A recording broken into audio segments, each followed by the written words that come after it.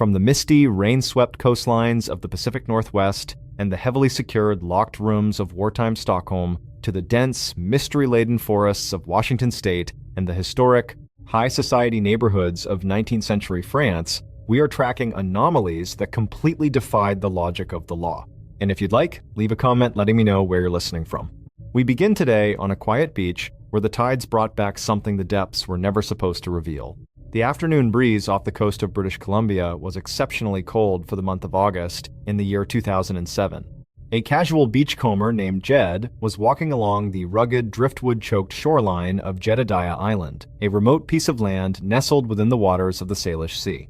It was supposed to be a peaceful afternoon of clearing his mind, watching the waves crash against the gray stones. As he negotiated a path through a massive pile of tangled kelp, his eyes caught a flash of bright color contrasting against the dull stones. It was a high-end, blue and white running shoe, looking relatively new, resting upright as if someone had just stepped out of it. Beachcombing in this part of the world meant constantly encountering marine debris washed up from global cargo shipping lanes, so finding a single shoe wasn't entirely unusual. Jed walked over, reached down, and lifted the sneaker by its synthetic laces. Expecting it to be filled with heavy wet sand or ocean water, he tilted the toe downward to shake out the debris. Instead of sand, a solid, heavy object slid forward. Jed froze as an intact human foot, perfectly preserved and still snugly wrapped in a white cotton sock, dropped onto the stones at his feet. The lower extremity had severed cleanly at the ankle, leaving no trailing tissue, no visible trauma, just a clean separation enclosed within a modern athletic shoe. To truly understand why a lone running shoe resting on a remote island could ignite one of the most baffling multi-jurisdictional mysteries in modern history, one must understand the unique, unforgiving nature of the Salish Sea. This complex network of coastal waterways stretches from the southwestern tip of British Columbia down into the northern waters of Washington state. It is a place of breathtaking beauty, but beneath the surface lies a treacherous world of immense underwater canyons, fierce tidal currents, and temperatures that hover just above freezing year-round. These deep, icy trenches create a natural preservation chamber. Under normal circumstances, a human body exposed to warmer waters would experience rapid biological breakdown, triggering the accumulation of gases that cause the remains to float to the surface within a matter of days. But the Salish Sea operates under a different set of physical laws. The extreme cold inhibits the bacteria responsible for gas production. Instead, when remains settle into these deep, high-salinity trenches, the body fat undergoes a chemical transformation known as adiposity. The soft tissue slowly hardens into a dense, soap-like, waxy substance that can preserve human features and anatomical structures for years, shielding them from typical post-mortem decomposition. The deep sea becomes an archive, holding on to secrets for decades, allowing the local maritime culture to thrive without ever realizing what lay resting on the ocean floor. The true terror of Jed's discovery did not fully settle in until 6 days later. On August 27th, a completely different family was walking along the rocky coastline of Gabriola Island, located miles away from the initial site. Near the high tide line, they spotted a black Reebok sneaker. When they approached, they found the exact same phenomenon. Another right human foot, perfectly intact, preserved by the icy salinity of the water, resting inside a sock. The realization that two isolated lower extremities had washed ashore within a single week sent a shockwave through the local communities. The media quickly caught wind of the story, and a dark cloud of anxiety settled over the Pacific Northwest. Within months, the count began to rise systematically. In 2008, a third shoe was discovered on Valdez Island. Then a fourth near Whidbey Island on the American side of the border. By the time the phenomenon reached 2009, at least a dozen distinct running shoes, hiking boots, and athletic sneakers had washed onto various beaches, each one containing a severed human foot. The geography of the discoveries spanned hundreds of miles, crossing international borders, forcing the Royal Canadian Mounted Police and the Federal Bureau of Investigation to form an unprecedented joint task force to figure out why the ocean was suddenly returning the feet of the forgotten. The investigation immediately ran into a wall of logical contradictions, sending detectives down a labyrinth of terrifying red herrings. The most dominant theory among the public and early criminal profiles was the existence of an active, highly meticulous coastal serial killer. Criminal analysts hypothesized that a predator was operating along the marine highways, capturing victims, systematically amputating their lower extremities as trophies, and weighted down the torsos to ensure they remained hidden in the deep trenches. This theory gained massive traction because no other human remains ever accompanied the shoes. No skulls, no long bones, no clothing, just lone sneakers containing feet. Detectives launched a massive review of active missing persons files across Canada and the United States, focusing heavily on a tragic cargo plane crash from 2005 off the coast of Port Angeles, where 5 passengers had vanished into the sea. They investigated commercial fishing accidents, looking into reports of deckhands caught in industrial netting assemblies or heavy trawler machinery that could cause traumatic amputations. Specialists were called in from the major footwear corporations to analyze the unique production barcodes printed inside the fabric tongues of the sneakers. The results only deepened the confusion. The shoes were manufactured across a vast timeline spanning from the late 1990s to the mid-2000s. They were different sizes, designed for different genders, and sold at entirely different retail markets across North America, proving that these individuals could not have been part of a single mass casualty event or a localized disaster. As the case stalled into a frustrating deadlock, the initial hypothesis of a human predator began to collapse under the weight of marine biology. Academic experts, oceanographers, and forensic scientists stepped forward to offer a comforting, rational explanation that would temporarily calm the public's fears. They introduced the scientific concept of natural disarticulation. When a human form remains submerged in an environment like the Salish Sea, small, hyperabundant marine scavengers such as sea lice, lobsters, and hagfish immediately begin to target the softest, most accessible tissues. The cartilage and thin ligaments holding the complex structure of the ankle joint together are incredibly thin compared to the dense bone of the tibia or the femur. Over months of exposure, these scavengers systematically eat away the connective tissue of the ankle, causing the foot to naturally detach from the leg without requiring any mechanical force. At the same time, the evolution of modern athletic footwear design played a crucial role in the phenomenon. Throughout the 1990s and 2000s, shoe manufacturers began utilizing lightweight, gas-infused polymers, foam midsoles, and prominent air pockets to provide maximum cushioning for runners. When the foot naturally detached due to scavenger activity, the buoyant sneaker acted as a miniature, personal flotation device. It would pull the preserved foot up to the surface, away from the heavy bone structure of the rest of the body, which sank permanently into the deep mud of the underwater trenches. Once at the surface, the floating shoes were at the mercy of the prevailing winds and surface currents, which naturally funneled floating debris into the specific geographic pocket of the Salish Sea before depositing them onto the beaches.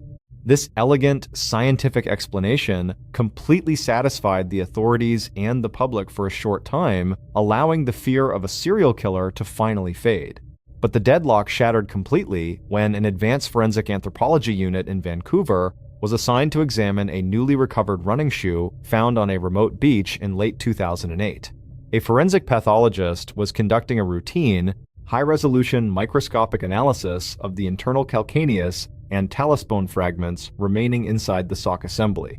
Up until this point, every examiner had assumed the bone margins would show the typical signs of ragged biological wear left by small marine organisms or the smooth degradation of natural joint separation. But as the pathologist adjusted the focus on the scanning electron microscope, a chill went through the laboratory. The clean, linear margins of the bone tissue were completely unnatural. Under high magnification, the talus bone did not display the microscopic pitting or uneven erosion indicative of animal scavenging or environmental wear. Instead, the bone structure featured explicit, horizontal, microscopic markings, distinct, repeating parallel striations left by a rigid, fine-toothed mechanical blade. The revelation turned the entire scientific consensus upside down, forcing investigators to reconstruct a terrifying new sequence of events. The natural disarticulation theory was a brilliant piece of science, but someone had used that exact natural phenomenon as a cover. While a portion of the washed-up feet may have belonged to tragic victims of historic maritime accidents or suicides, at least 3 of the recovered specimens had been deliberately harvested by human hands. A calculated predator, possessing an advanced understanding of forensic science and ocean currents, had actively used a professional handheld bone saw or a fine-toothed hacksaw on human tissue while the limbs were still fresh, long before the remains ever touched the water. This individual knew that if you discard a whole body, it might eventually bloat and surface, or a heavy weight might shift, revealing the crime scene. But if you amputate the extremities, the modern, buoyant design of running shoes ensures the feet will separate, float, and drift miles away from the primary disposal site. The killer had deliberately engineered a scenario where the ocean's natural currents and modern footwear technology would scatter the evidence across an international border, turning a series of calculated homicides into a confusing, fragmented puzzle that looked like a biological fluke. Today, the mystery of the Salish Sea remains one of the most chilling, open-ended forensic investigations in the world. Over 20 distinct feet have been pulled from the shoreline over a span of nearly 2 decades, with the most recent discoveries occurring well into the modern era. The Joint Task Force continues to quietly cross-reference DNA profiles lifted from the marrow of the preserved bones against global databases, slowly identifying some of the victims as individuals who had gone missing from coastal cities years prior, yet the origin of the saw marks remains a classified, unresolved anomaly. The local communities have learned to live with the quiet horror of their geography. Tourists and residents still walk the picturesque, mist-covered beaches of British Columbia and Washington state, but the casual nature of beachcombing has been permanently altered. Every lone sneaker resting against a piece of driftwood or tangled in a bed of kelp is no longer viewed as mere ocean trash, but as a potential piece of evidence left behind by a highly meticulous mind that trusted the deep trenches of the sea to keep its secrets forever. Transition. As terrifying as it is to realize that a vast body of water can hide the work of a calculated mind, switching our focus from the unpredictable currents of the open ocean to the rigid, locked doors of an urban apartment complex reveals that an enclosed space can be just as hostile, especially when someone decides to manipulate the very biological fluids that keep us alive. Switching our focus from the unpredictable currents of the open ocean to the rigid, locked doors of an urban apartment complex reveals that an enclosed space can be just as hostile, especially when someone decides to manipulate the very biological fluids that keep us alive. The city of Stockholm, Sweden, in the spring of 1932 was a place caught between two worlds. The global economic downturn had cast a long gray shadow over the working-class neighborhoods, leaving the cobblestone streets quiet and filled with a sense of lingering anxiety. In the heart of the city lay the Atlas District, a dense, maze-like network of dark alleys and uniform apartment blocks where people lived stacked on top of one another, separated only by thin plaster walls. It was a neighborhood where everyone knew their neighbors' routines, where the sound of footsteps in the corridor or the rattle of a radiator was part of the collective daily soundtrack. Within this urban labyrinth lived Lily Lindestrom, a 26-year-old woman who had spent months building a life of quiet independence. Lily was known to her friends as a deeply discreet, reserved individual who managed to maintain her ground floor flat on Sankt Eriksgatan by operating a private, highly exclusive hospitality service. Her clients were select gentlemen from around the city who valued privacy above all else, arriving after dusk and departing before the morning milk wagons rumbled down the street. Lily's closest confidant was a neighbor named Mimi, who lived just a few doors down the hall and frequently checked on her to ensure her safety in a neighborhood that was slowly growing more desperate by the day. The fragile peace of the Atlas District shattered during the first week of May in 1932. It began with a total, unnatural silence emanating from Lily's ground floor apartment. For 3 straight days, the heavy wool curtains remained drawn tightly against the pale spring sun, and the small gas lamp that usually flickered in her window stayed dark. Mimi walked past the door multiple times, noting the lack of activity. There was no sound of classical music from the gramophone, no aroma of coffee brewing on the stove, and, most alarmingly, a stack of untouched newspapers had begun to accumulate on the threshold. On the 3rd day, filled with a growing sense of dread, Mimi approached a local police officer patrolling the beat on Sankt Eriksgatan. 2 uniformed officers agreed to investigate, navigating the dim, damp hallway of the building. They knocked loudly, their demands echoing off the concrete walls, but were met only with absolute silence. Utilizing a heavy iron skeleton key borrowed from the building superintendent, the officers threw back the deadbolt and stepped into the apartment. The interior was shockingly neat and tidy, almost as if it had been staged for a structural inspection. Every piece of furniture was perfectly aligned, and the kitchen counter had been wiped down completely. But as they advanced into the main residential room, the air grew incredibly cold, carrying a faint copper metallic scent. There, positioned face down on the mattress, lay the lifeless form of Lily Lindestrom. She was completely devoid of clothing, her garments folded into a precise geometric stack on the chair beside the bed. Homicide detectives arrived within the hour, sealing off the ground floor and pushing back a growing crowd of curious onlookers. As investigators began their initial sweep of the crime scene, they looked for the typical signs of a chaotic, violent struggle. They expected to see overturned chairs, broken glass, or the frantic tearing of wallpaper that usually accompanied a sudden assault. Instead, the room remained a monument to clinical order. The most striking anomaly, however, was the complete absence of blood spatter or pooling. Lily had suffered an obvious, severe injury, yet the bedsheets beneath her were completely clean, and the wooden floorboards showed no signs of staining. While searching the small kitchen area, a detective reached toward the counter and picked up a heavy, silver-plated gravy ladle. Under the beam of his flashlight, he noticed a dried, dark rim of biological residue coating the inner curve of the metal bowl. This single discovery leaked to the local press almost immediately, igniting a wave of mass hysteria that gripped the entire nation. The newspapers coined a terrifying moniker that would haunt the city for decades: Ker Hoot Mal Makarong Sir Atlas. The public became completely convinced that an occultist or a ritualistic madman was stalking the alleys of Stockholm, breaking into homes to slaughter young women and drink their vital fluids directly from a kitchen utensil. The pressure on the police department reached a boiling point, forcing detectives to chase down a series of frantic red herrings and blind leads. Because of the public panic surrounding the vampire narrative, the initial phase of the investigation focused heavily on local eccentrics, spiritualist groups, and individuals obsessed with occult lore. Detectives dragged in a local butcher who operated a shop 3 blocks away, purely because a neighbor claimed to have seen a man in a dark coat carrying a heavy canvas bag near Lily's window on the night she vanished. The butcher was subjected to hours of intense interrogation, with detectives demanding to know if he possessed the anatomical skills to commit such a clean crime.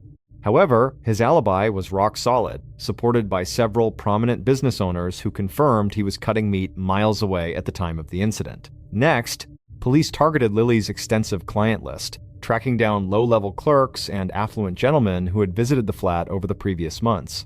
Each interview yielded nothing but defensive panic, conflicting timelines, and frantic attempts to protect reputations. But none of these individuals possessed the cold, methodical temperament required to leave a crime scene in such an immaculate state. The investigation eventually stalled into a complete, frustrating deadlock as the occult theories began to disintegrate under cold analysis. The butcher was cleared, the clients were ruled out, and the police realized that a crazed, impulsive lunatic could never have managed to keep an entire neighborhood from hearing a struggle. The turning point arrived when the finalized autopsy results were delivered directly to the lead detective's desk from the city's chief medical examiner. The report stripped away the sensationalized vampire mythology and replaced it with a terrifying forensic reality. The medical examiner confirmed that Lily had succumbed to a localized blunt force trauma to the rear of her cranium, delivered with extreme force while she was likely caught off guard. But the true, unexplainable anomaly lay within her circulatory system. The post-mortem examination revealed that Lily's body had been completely and systematically drained of almost all its fluids. There were absolutely no primitive neck bites or ragged tears on her skin. Instead, the forensic data showed that the perpetrator had used highly advanced, professional medical apparatus to achieve this outcome. The reenactment of the crime revealed an entirely different type of predator than the one the public feared. The killer was not an occultist operating in a frenzy, but someone with profound clinical knowledge. After delivering the fatal blow to the cranium, the perpetrator had carefully positioned Lily face down on the mattress.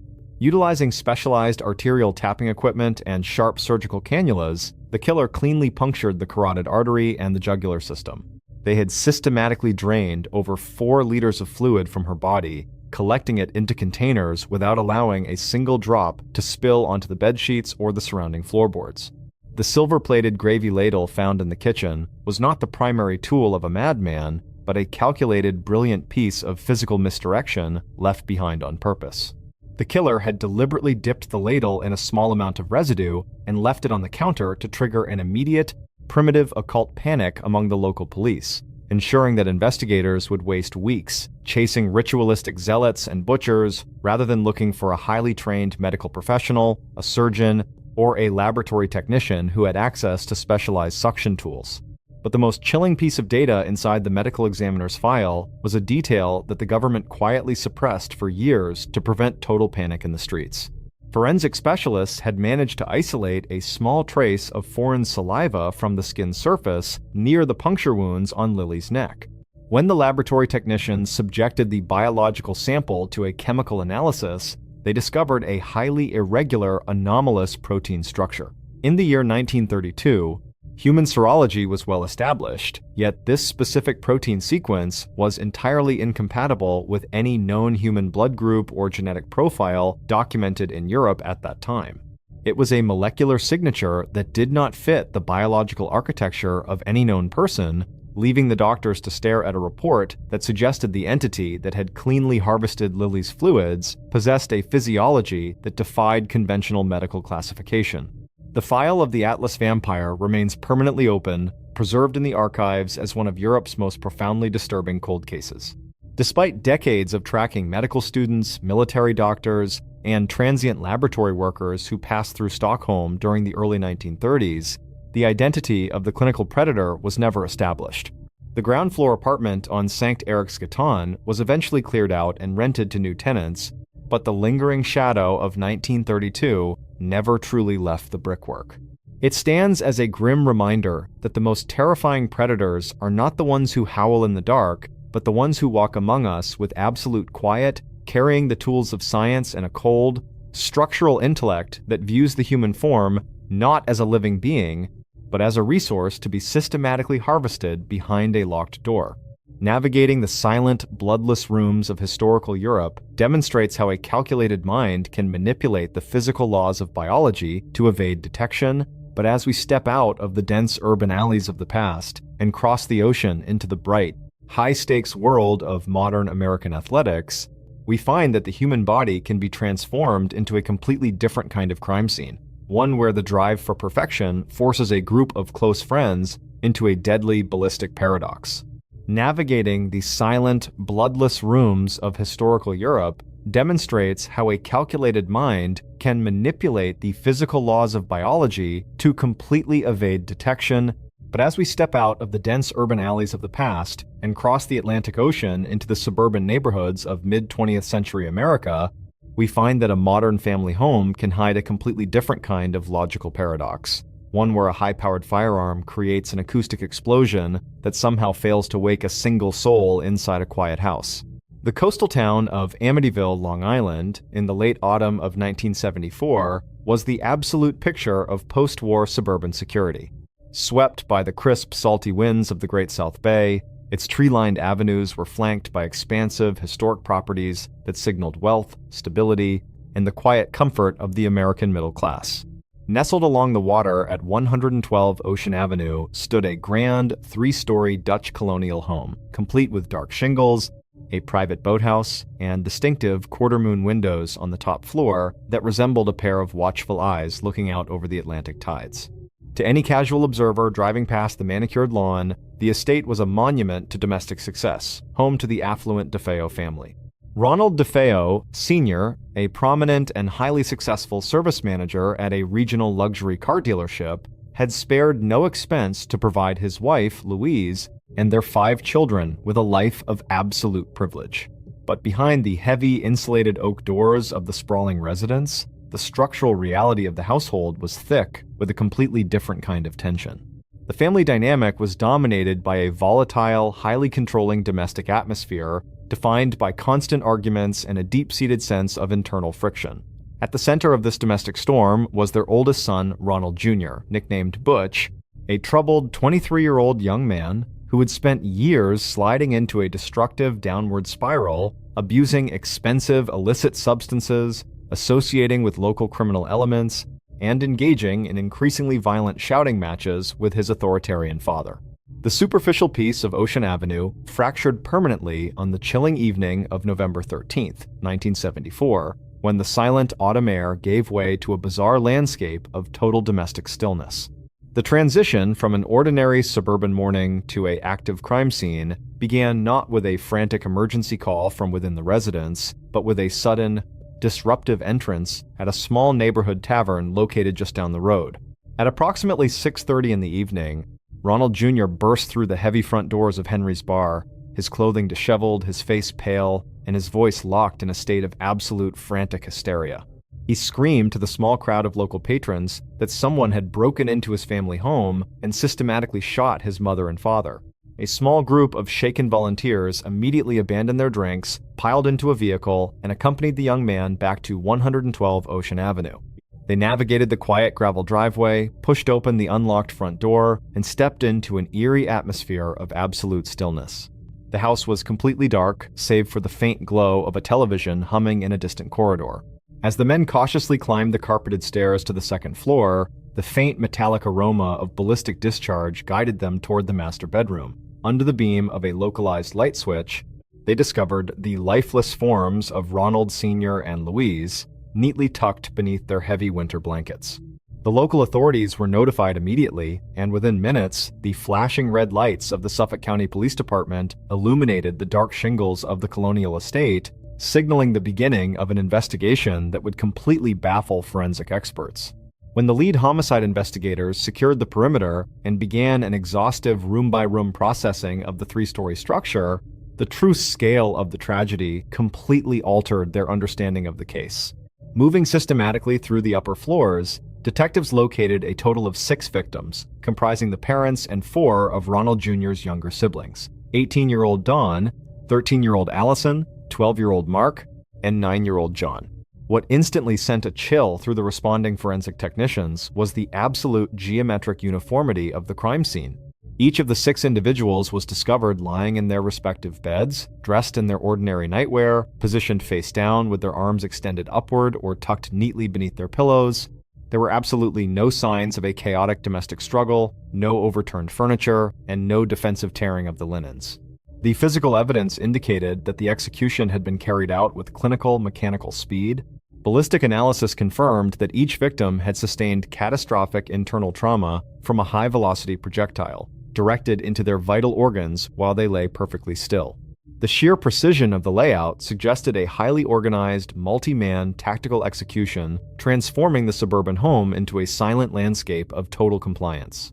Faced with a devastating mass homicide inside a prominent suburban home, detectives immediately began pursuing a series of highly plausible red herrings that led them directly into the dark underbelly of regional organized crime.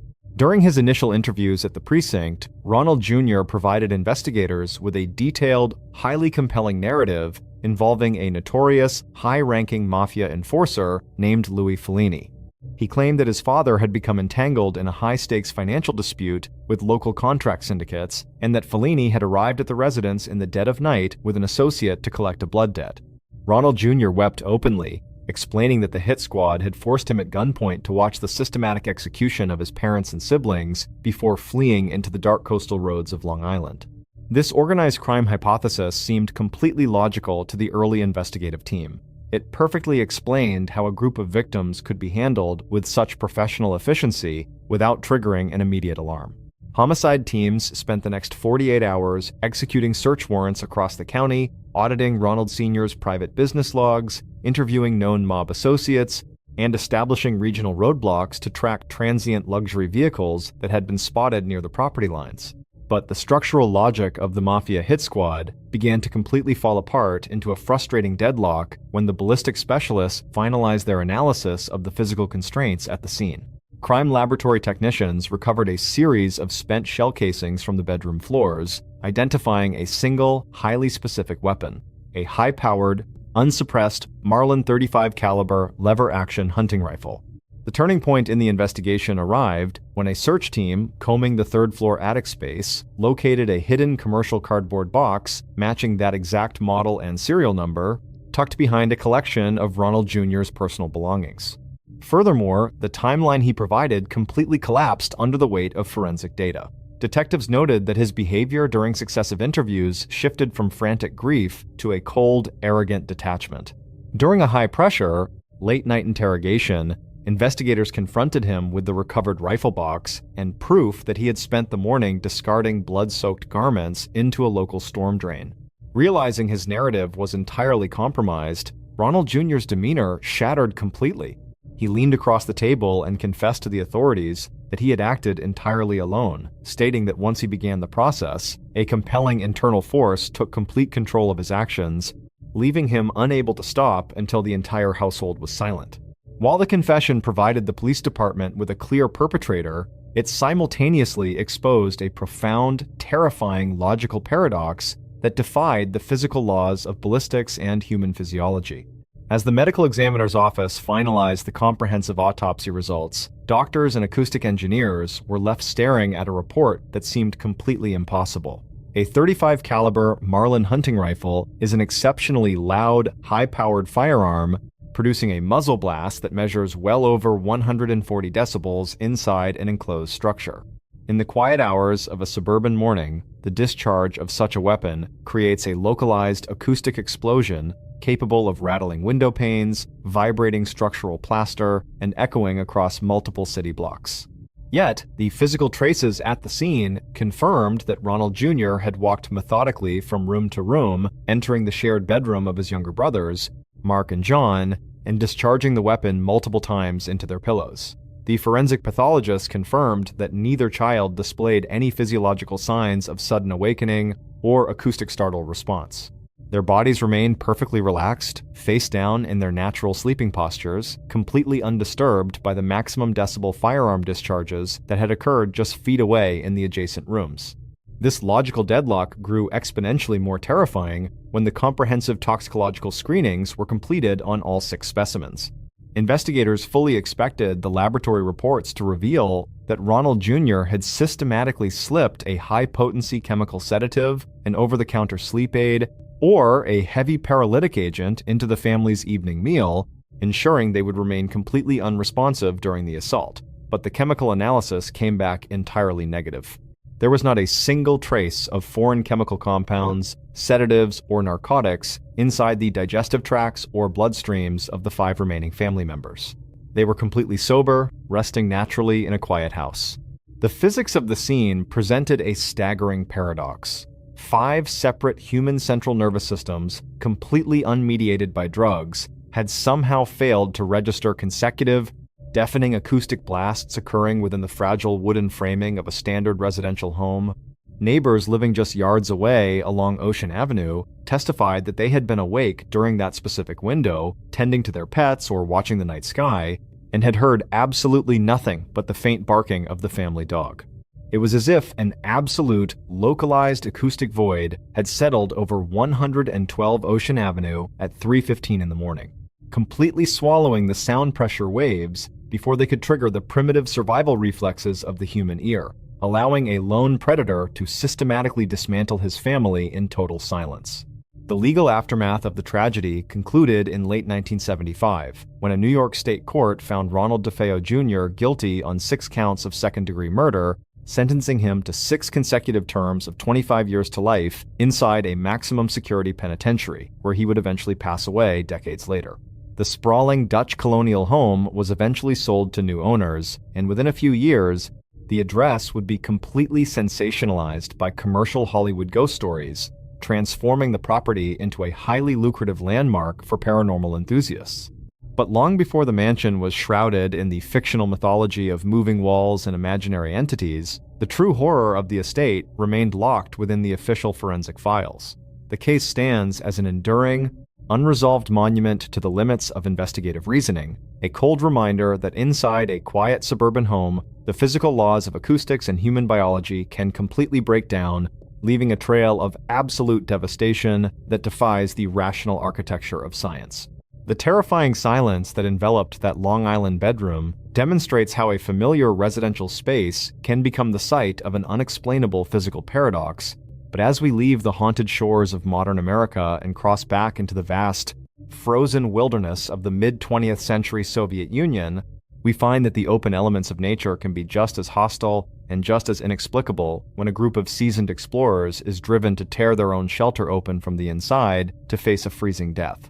The vast, unforgiving wilderness of the northern Ural Mountains in the late winter of 1959 was an environment that demanded absolute respect and flawless preparation. In the post-war Soviet Union, a unique outdoor culture had emerged among university students and young engineers known as sports tourism.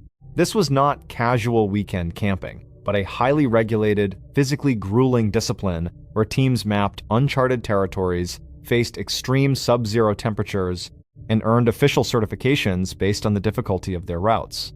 Among the elite outdoor circles of Sverdlovsk, a group of 10 brilliant, tightly knit mountaineers from the Ural Polytechnic Institute finalized plans for an ambitious expedition. Their goal was to conquer the distant slopes of Mount Otorten, a route classified as a Category 3 trip, which was the absolute highest level of difficulty recognized by Soviet athletic boards.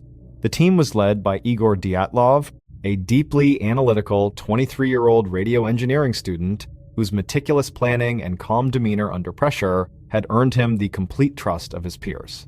Joining him were 7 young men and 2 young women, each of them a seasoned explorer with hundreds of miles of winter wilderness tracking under their belts. They were healthy, optimistic, and equipped with the best survival gear available at the time, including heavy canvas tents, specialized skis, and several personal cameras and diaries to thoroughly document their journey. Shortly after the trek began, one member, named Yuri Yudin, developed a debilitating bout of joint pain, forcing him to turn back early at a remote logging settlement. As he hugged his friends goodbye, he had no way of knowing that his physical ailment was a bizarre stroke of luck that would make him the sole survivor of the expedition. The true scale of the anomaly did not begin to surface until the final weeks of February in 1959. Igor Dyatlov had promised to send a clear telegraph message to the university sports club the moment the team safely returned to their base camp at Vizhai, a deadline initially set for February 12th. When that date passed without word, the families initially remained calm, knowing that heavy mountain blizzards frequently delayed remote expeditions by a week or more. But by February 20th, as the silence from the wilderness stretched into a full week, a wave of profound panic swept through Sverdlovsk. The university mobilized a frantic rescue operation, utilizing student volunteers, local mountain guides, and eventually military helicopters and fixed-wing aircraft provided by the Soviet armed forces. On February 26, a search party navigating the windswept slopes of a bleak mountain known to the local indigenous people as Kholat Syakhl, which translates to the Mountain of the Dead, spotted a dark shape breaking the uniform white horizon. As they trekked closer, they discovered the team's heavy canvas tent, pitched on the barren, exposed slope of the mountain rather than down in the relative safety of the nearby forest line. The shelter was in a state of absolute devastation. It was half buried in heavy snow, and the main support pole had snapped. But what instantly sent a chill through the rescue team was the physical condition of the fabric. The tent had been systematically sliced and shredded wide open with sharp knives, and forensic analysis would later confirm that every single cut had been delivered from the inside out. The hikers had been desperately clawing their way through the heavy canvas to escape their own shelter. Inside, the logical structure of the camp was completely intact. The team's heavy winter boots, their thick coats, their maps, their food supplies, and even their loaded cameras were sitting exactly where they had been left, completely untouched. When the search party stepped away from the shredded structure and examined the surrounding snow under the pale winter sun, they encountered a trail of physical evidence that completely defied the primitive rules of survival. Leading away from the tent and down the slope of the Mountain of the Dead were a series of clearly defined, synchronized human footprints, 8 or 9 pairs of tracks pressed into the frozen crust of the snow, moving together toward a dense forest line located nearly a mile down the mountain. But as the trackers examined the shape of the prints, a sense of profound confusion settled over the team. The footprints were not made by heavy winter gear. Instead, they were the distinct impressions of individuals fleeing in their socks, wearing a single boot, or completely barefoot in -30-degree weather. Furthermore, the spacing of the tracks indicated that the group was not running in a blind, chaotic panic. They were walking at a slow, deliberate, almost synchronized pace, moving away from their only means of survival and directly into a lethal winter storm system. Homicide investigators and military officials rushed to the mountain, launching a massive forensic sweep that quickly led them down a labyrinth of highly plausible red herrings. The first major theory targeted the local Mansi people. an indigenous tribe of nomadic reindeer herders who had lived in the northern Urals for generations. Rumors immediately began to circulate that the university students had inadvertently stepped onto a sacred, forbidden tribal burial ground, and that Mansi warriors had ambushed the camp in the dead of night, slicing open the tent to drag the explorers out into the freezing air as a ritualistic warning. This hypothesis seemed highly logical to the early investigative teams, as it perfectly explained why the hikers would flee their shelter so aggressively. Detectives rounded up dozens of Mansi hunters, subjecting them to intense, high-pressure interrogations and searching their remote winter cabins for any signs of the students' missing diaries or cameras. But the indigenous angle collapsed into a complete deadlock when mountain trackers pointed out that there were absolutely no foreign footprints present anywhere on the slopes of Kholat Syakhl. The only tracks in the snow belonged to the 9 hikers themselves, proving that no human ambush had occurred. Next, authorities panicked about the threat of a sudden, localized avalanche. They hypothesized that a heavy shelf of snow had shifted above the tent in the middle of the night, creating a deafening crack that convinced the sleeping group they were about to be buried alive, driving them to slice through the canvas and flee down the mountain. But this theory was quickly thrown out because the slope of the mountain was far too shallow to support an avalanche, and the tent poles, while broken, had not been displaced or flattened by a dynamic wall of snow. The true turning point in the case occurred when the search teams finally located the physical remains of the first 5 hikers scattered along the path between the tent and the forest line. Under the branches of a massive, ancient cedar tree at the edge of the woods, rescuers located the frozen bodies of Yuri Doroshenko and Yuri Krivonishenko, dressed only in their undergarments. Beside them were the charcoal remnants of a small, pathetic campfire. Investigators noted a series of bizarre physical traces around the cedar tree. The lower branches had been snapped off up to a height of 15 feet, and fragments of human skin and tissue were found embedded in the rough bark of the trunk, indicating that the young men had desperately tried to climb the tree in the sub-zero darkness, shredding their hands in a frantic attempt to look back up the mountain toward their abandoned tent. Scattered at uniform intervals between the cedar tree and the camp were the bodies of Igor Dyatlov, Zenaida Kolmogorova, and Rustem Slobodin. Their physical positions indicated that they had passed away while attempting to crawl back up the steep slope toward the tent, their frozen hands reaching toward the shelter they had abandoned hours before. The initial autopsy results for these first 5 specimens yielded a standard medical diagnosis: severe hypothermia brought on by extreme exposure to the elements. Case files were almost finalized under the assumption that a sudden onset of hypothermic dementia had driven the group to paradoxical undressing, a known psychological condition where freezing individuals mistakenly feel a sensation of extreme heat and discard their garments before passing away. But the logical deadlock shattered completely in May of 1959, when the spring thaw finally melted the heavy snowpacks inside a deep ravine, located roughly 75 yards away from the ancient cedar tree.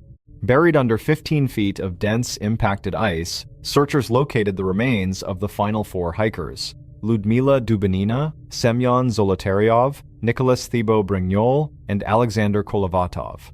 As the recovery teams cleared away the ice, and the medical examiner began a comprehensive forensic processing of these last 4 specimens, the case instantly pivoted from a tragic backcountry accident into a dark landscape of unexplainable physical trauma. Unlike the first group, these 4 individuals were wearing a chaotic assortment of heavy clothing, and testing confirmed they had systematically harvested the wool trousers, socks, and coats from the bodies of their deceased friends under the cedar tree to protect themselves from the cold. But as the pathologist conducted the internal post-mortem examinations, the scientific logic of the investigation completely collapsed. The forensic files revealed that while these individuals had ultimately succumbed to the cold, their internal structures had been subjected to a massive, catastrophic application of blunt force trauma.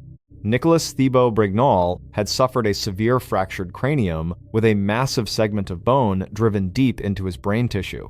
Ludmila Dubinina and Semyon Zolotaryov had experienced an absolute shattering of their chest cavities, their ribs completely pulverized on both sides of their bodies by a force that the chief medical officer compared to a high-speed vehicular collision or a sudden blast of extreme kinetic energy.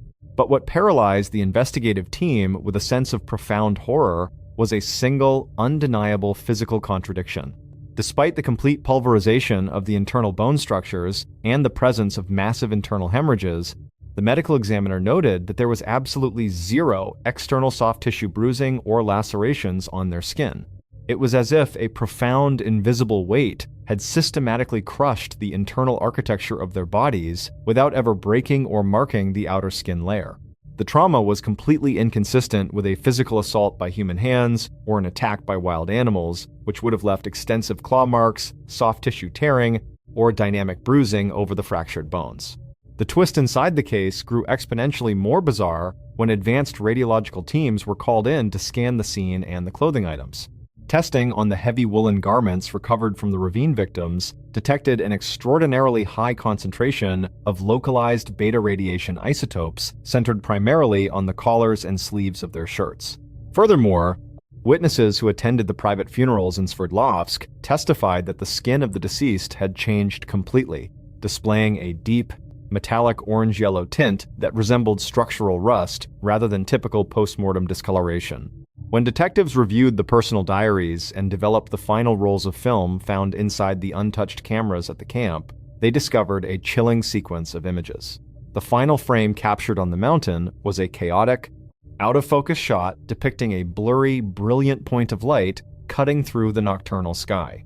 This visual evidence lined up perfectly with a series of official reports submitted by a completely separate group of hikers who had been camping miles away on that exact night, alongside independent accounts from local military personnel and weather spotters.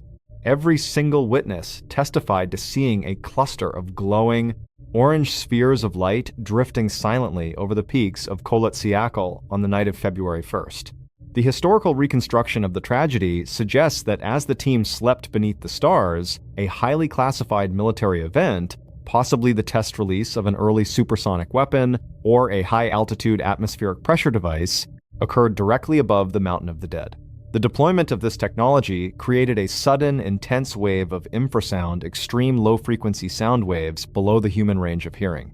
Infrasound, interacting with the unique geography of the mountain ridge, generated a localized physical phenomenon that triggers immediate, overwhelming psychological terror, violent inner ear vertigo, and auditory hallucinations within the human brain. Driven into a state of sudden, inescapable madness by an invisible force they could not understand, the team sliced open their own tent to escape the sound pressure waves, walking methodically down the slope into the sub-zero night.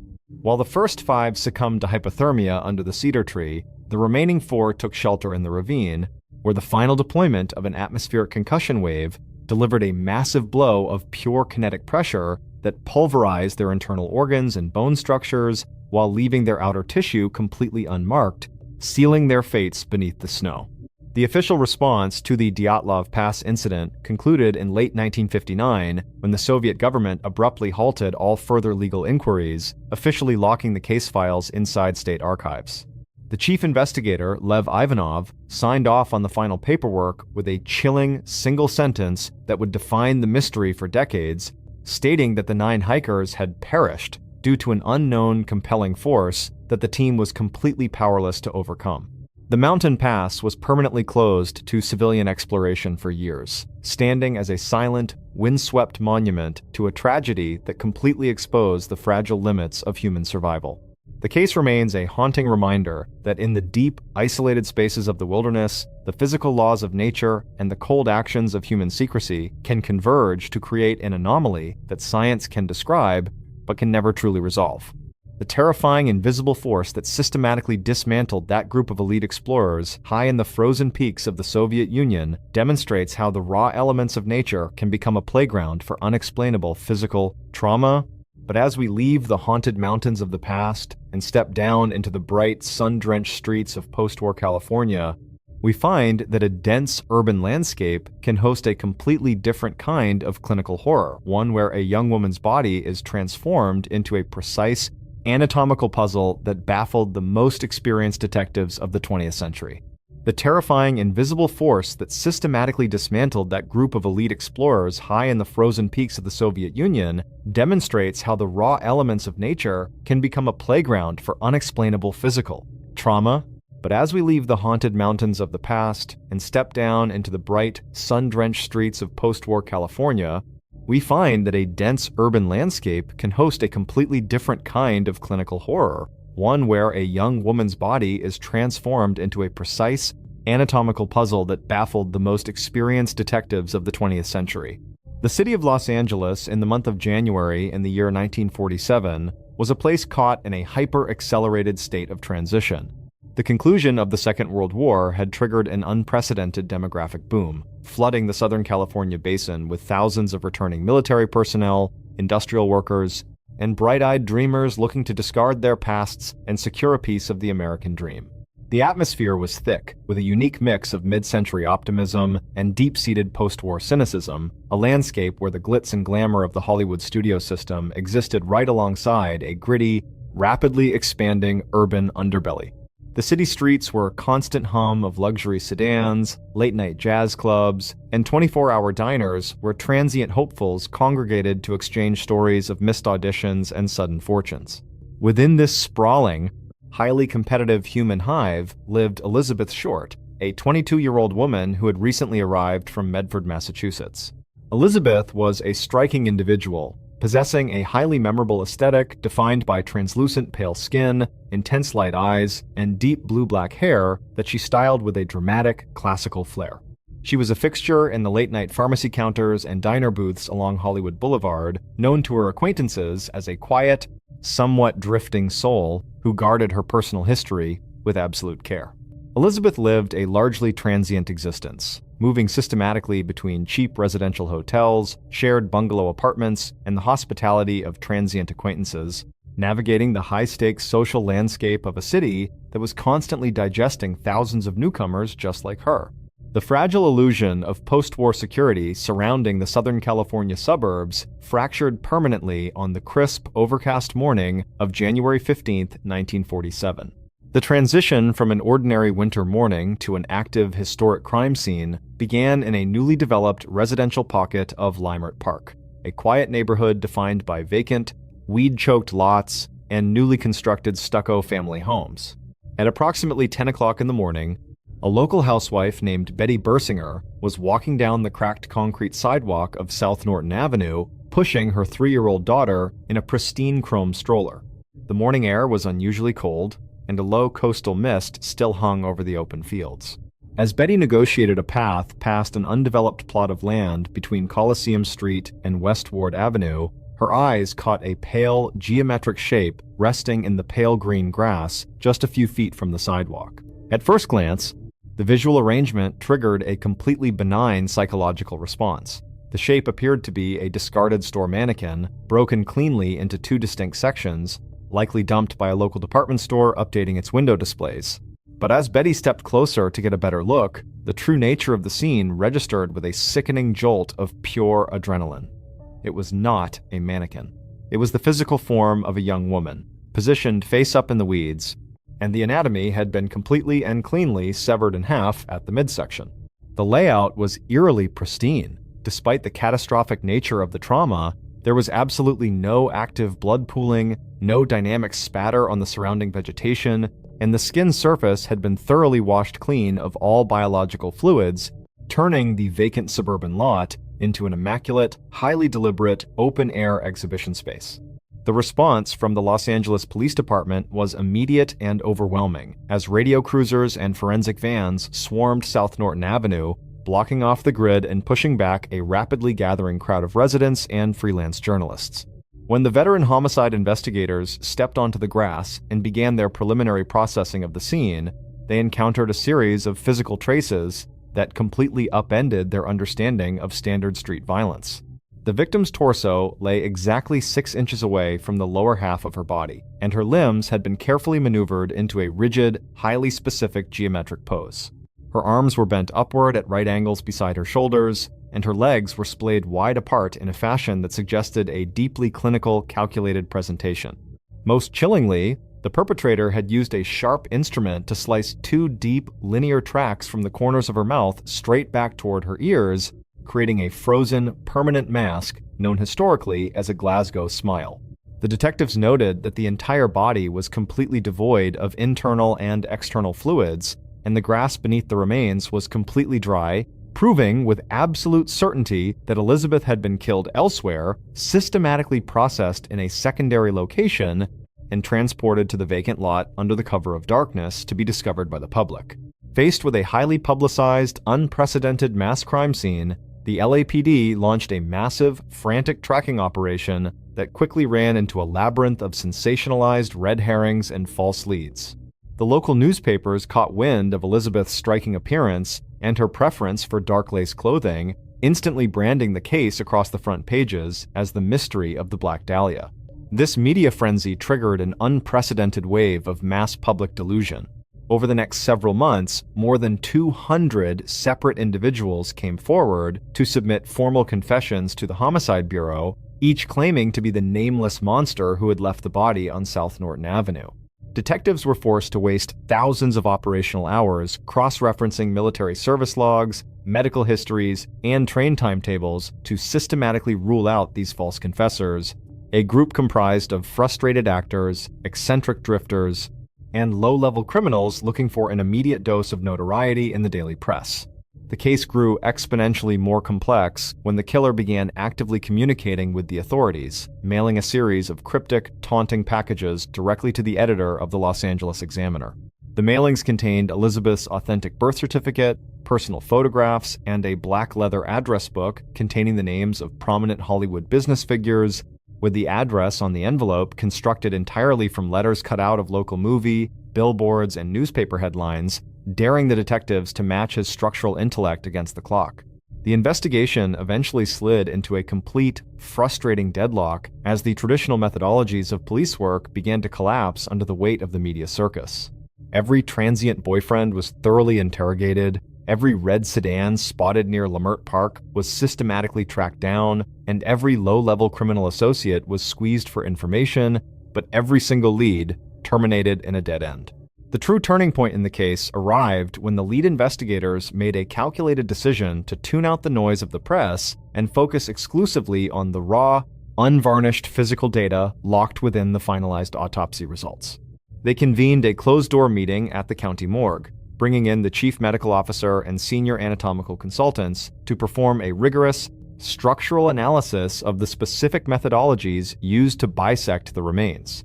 As the forensic specialists reviewed the postmortem data, the initial profile of a chaotic, impulsive street predator completely dissolved, replaced by a terrifying new forensic reality.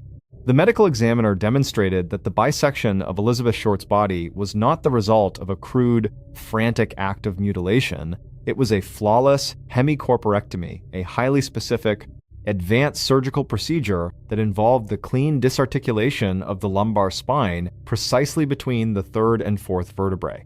The pathologist pointed out that the incisions were perfectly clean, executed with long, steady strokes of a specialized surgical amputation knife, navigating the complex network of major arteries and internal organs without ever splintering the surrounding bone framework or tearing the delicate internal tissues. The forensic trace data proved that Elizabeth had been suspended completely upside down in a highly controlled, sterile environment, allowing her entire circulatory system to be systematically flushed clean with cool water while her heart was still functioning, which accounted for the absolute absence of typical post-mortem lividity or deep tissue staining. The incisions on her face had been executed with a steady, clinical hand, utilizing a specific surgical scalpel, a detail that proved the killer possessed an intimate, professional mastery of human facial musculature and surgical technique. The reenactment of the crime revealed a sequence of events that was deeply disturbing. Elizabeth had not been targeted by a random back alley brute. She had been integrated into a highly sophisticated private medical environment, likely an underground surgical clinic or a closed residential operating theater after her final sighting at the Biltmore Hotel on January 9th. The killer had operated with absolute, uninterrupted quiet for days, utilizing professional tools, chemical solutions, and advanced anatomical training to transform a human form into an abstract, pristine puzzle. The choice of the vacant lot on South Norton Avenue was not a frantic attempt to discard evidence, but a highly calculated choice of a public gallery. The surgeon had systematically washed the remains, packed them into a vehicle, and traveled down the dark suburban grid to lay out his work precisely where the morning sun would illuminate the geometric lines of his composition, utilizing the natural horror of the discovery as a permanent statement of his complete superiority over the forces of law and order. The legal aftermath of the Black Dahlia investigation remains a permanent, unresolved scar on the history of American jurisprudence. Despite performing extensive background audits on hundreds of licensed physicians, medical students at the University of Southern California, and professional dentists operating in the Los Angeles basin, the medical establishment closed its ranks, and the primary suspect pool remained completely unmanageable. High-profile suspects, including prominent figures like Dr. George Hodel, would occupy the theories of investigative writers for generations, yet definitive structural proof never materialized during their lifetimes. Elizabeth Short was laid to rest in a quiet cemetery in Oakland, her name permanently transformed into a dark myth that serves as a cinematic testament to the limits of scientific detection. The file stands as a cold reminder that within the bright, sun-drenched avenues of the modern world, a highly sophisticated intellect can completely turn the tools of medicine and science into a weapon of absolute horror, leaving behind a puzzle that can be viewed from every angle but can never truly be solved. The transition from the clinical precision of a modern urban crime scene to the bleak, wind-scoured isolation of the North Atlantic reveals that the human mind can collapse just as easily when severed from the rest of civilization, especially when trapped on a barren shard of rock where the natural elements seem to bend the very fabric of reality. The outer edges of the Hebrides, a rugged archipelago off the western coast of Scotland, represented the absolute frontier of maritime survival in the winter of the year 1900. The landscape was defined by an endless, roaring expanse of dark water, where the fierce Atlantic currents slammed systematically into walls of sheer black granite. Perched amidst these treacherous waves lay a tiny, uninhabited cluster of rocks known as the Flannan Isles. The largest of these outcrops was Eilean Moor, a desolate, steep piece of land that rose directly out of the sea like a jagged tooth. For generations, this specific geographic pocket was a notorious graveyard for commercial shipping lanes, a place where sudden coastal mists and blinding winter squalls routinely drove heavy cargo vessels directly into the shallow reefs. To mitigate this perpetual hazard, the Northern Lighthouse Board had executed a massive engineering feat, constructing a state-of-the-art 75-foot stone lighthouse complex atop the highest plateau of Eilean Moor. The facility was designed to be a self-contained fortress of modern technology, operating under a strict, militaristic compliance hierarchy to ensure the vital guiding light burned uninterrupted from dusk until dawn. Operating a remote station of this magnitude required an exceptional type of psychological resilience, a trait possessed by the small rotation of veteran keepers assigned to the rock. The winter shift of 1900 was comprised of 3 seasoned men: James Ducat, the principal keeper, a 44-year-old disciplined family man with decades of flawless service; Thomas Marshall, the second assistant, a quiet, analytical 28-year-old who kept meticulous structural notes; and Donald MacArthur, a robust 40-year-old former sailor who acted as the occasional relief hand, known throughout the maritime community for his absolute physical toughness and practical approach to hardship. The daily routine of these 3 men was a masterclass in domestic and professional order. Every hour was accounted for in the station logs, from the precise cleaning of the rotating brass lenses and the careful measuring of the oil reserves, to the preparation of shared meals in the small communal kitchen on the ground floor.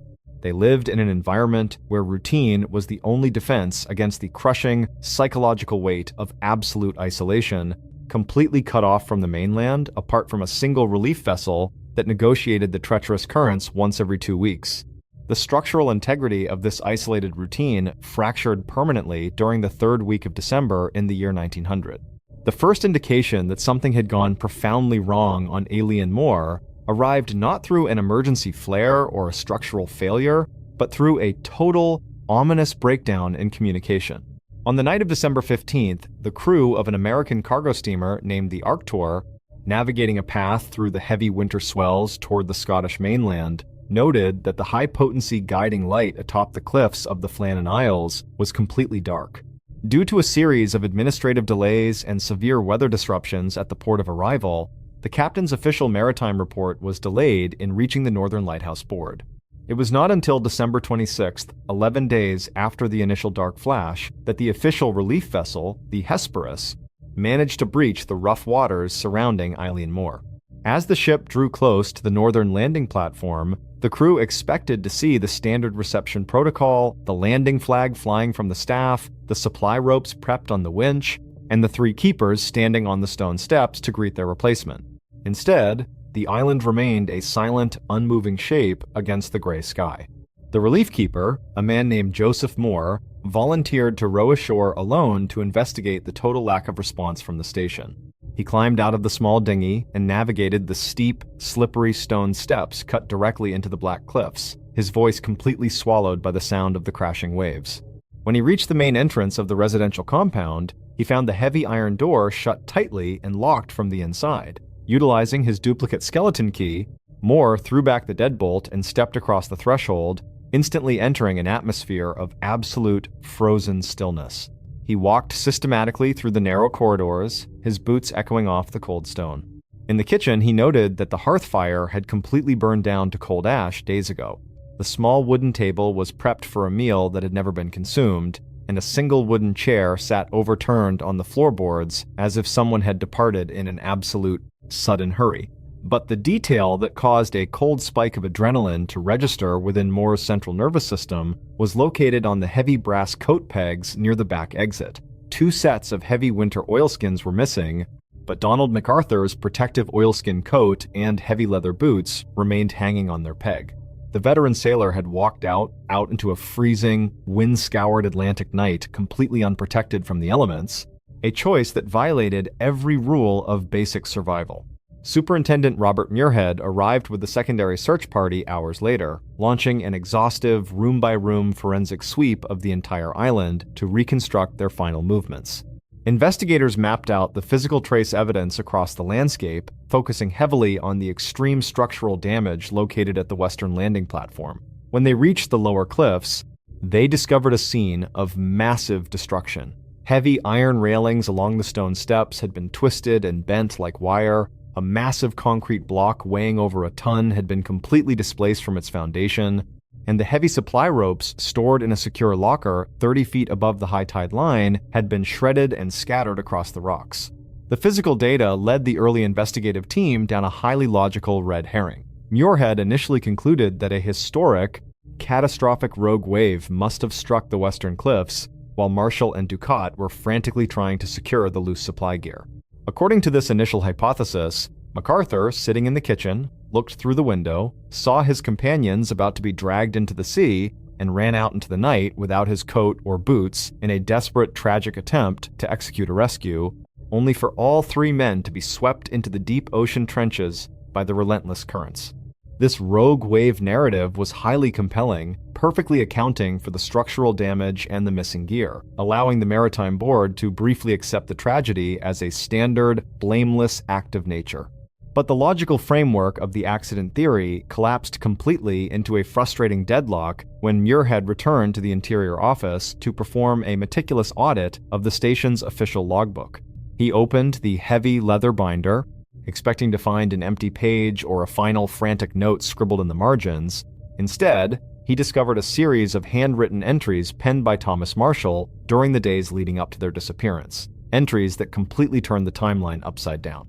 The log from December 12th detailed a sudden apocalyptic tempest that had struck the island, with Marshall writing that a storm of such immense magnitude had never been witnessed in his 20 years of maritime service. He noted that James Ducat, a hardened veteran of the sea, was weeping openly in the corner of the room, and that Donald MacArthur, a robust brawler who had survived multiple shipwrecks, had gone completely silent, dropping to his knees to pray for salvation. The final entry, dated December 15th, read with a chilling simplicity: "Storm ended, sea calm, God is over all." The revelation of these log entries instantly shattered the forensic logic of the investigation, plunging the detectives into a terrifying paradox. When Superintendent Muirhead cross-referenced Marshall's descriptions against the official logbooks of passing ships and the comprehensive meteorological records from the Scottish mainland, the data came back entirely negative.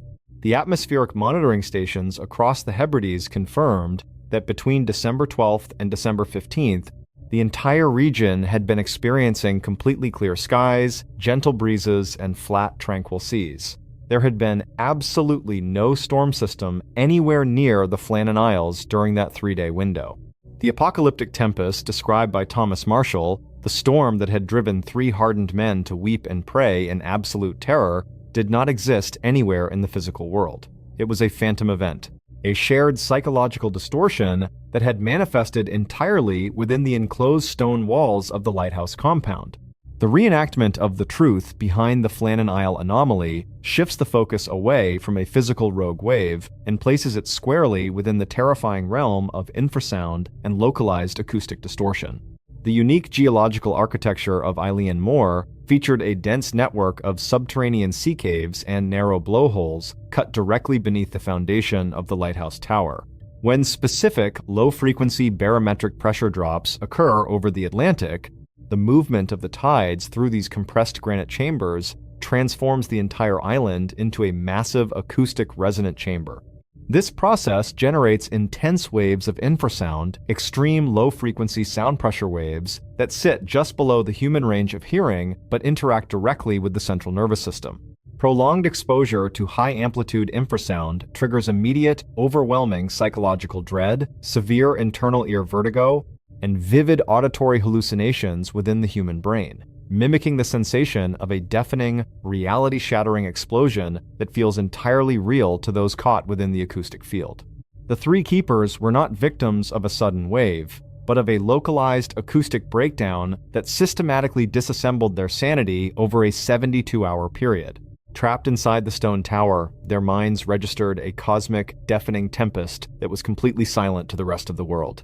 They heard the rock vibrating, they perceived the walls crashing down around them, and their cognitive functions dissolved into pure primal panic. On the morning of December 15th, as the barometric pressure shifted and the phantom noise reached a critical frequency, the men could no longer tolerate the confinement.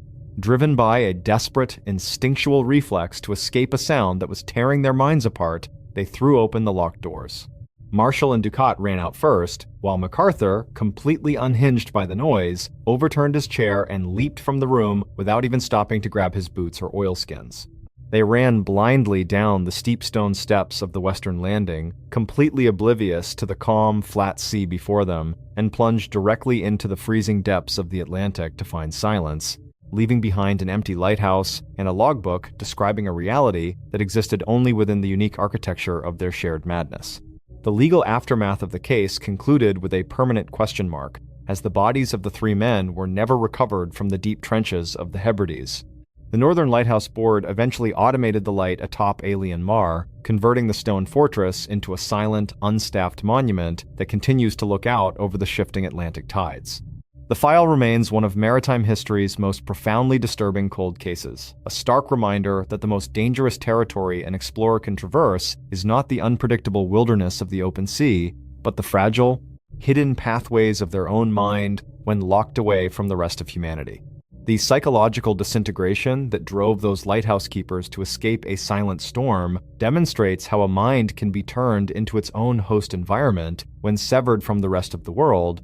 But as we leave the desolate, frozen rocks of the North Atlantic and step down into the elegant, high society neighborhoods of 19th century France, we find that a beautiful young woman can be integrated into a completely different kind of domestic captivity, one orchestrated not by the elemental forces of nature, but by the cold, calculated actions of her own family.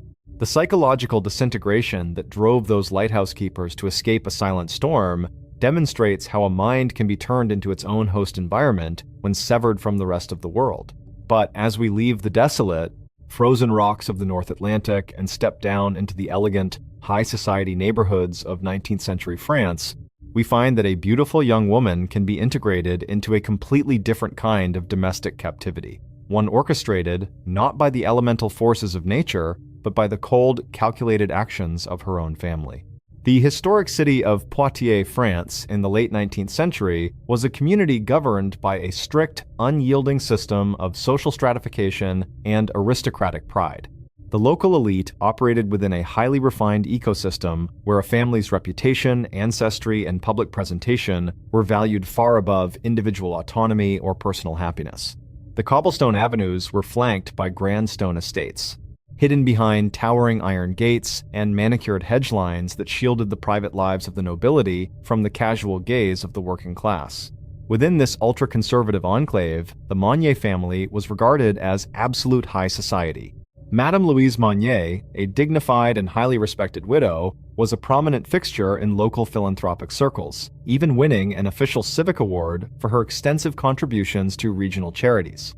Her son, Marcel, was a brilliant law school graduate who spent his days working as a respected public official, widely admired for his disciplined mind and adherence to the law. Her daughter, Blanche, was the absolute jewel of the household. In the year 1876, Blanche was 25 years old, possessing a rare, highly celebrated beauty defined by a vibrant personality, an elegant posture, and a long trail of wealthy suitors eager to secure her hand in marriage. But behind the polished marble steps of the grand Monnier mansion on the Rue de la Visitation, a dark, protective domestic atmosphere was slowly hardening around the young socialite, setting the stage for a disappearance that would leave the community completely baffled for a quarter of a century. The structural illusion of the Monnier family's success fractured permanently in the late spring of 1876, when Blanche Monnier suddenly and completely vanished from public life. The family erupted into a display of deep public mourning, with Madame Monnier weeping openly during church services, claiming to her aristocratic peers that her beloved daughter had either run away to England under the cover of darkness or had been suddenly committed to a private, highly secretive sanitarium out of the country to treat a sudden onset of extreme mental frailty. As the months turned into years, the high society circles of Poitiers slowly grew accustomed to her absence, and her name eventually faded from the daily gossip lanes. The wealthy suitors moved on, the grand parties continued in the main parlors, and the memory of the beautiful 25-year-old girl was effectively erased from the public archive. A specific turning point occurred in the year 1885, when a local penniless lawyer, an older man whom Blanche had desperately loved against her mother's strict wishes, passed away in absolute poverty, completely severed from any contact with the Monnier estate.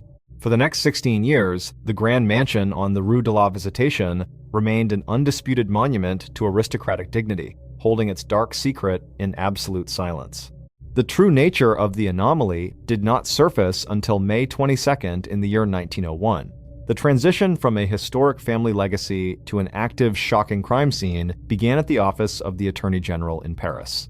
A senior prosecutor was processing a stack of standard administrative documents when he encountered a highly irregular Knack Knack Dan letter handwritten in rough ink.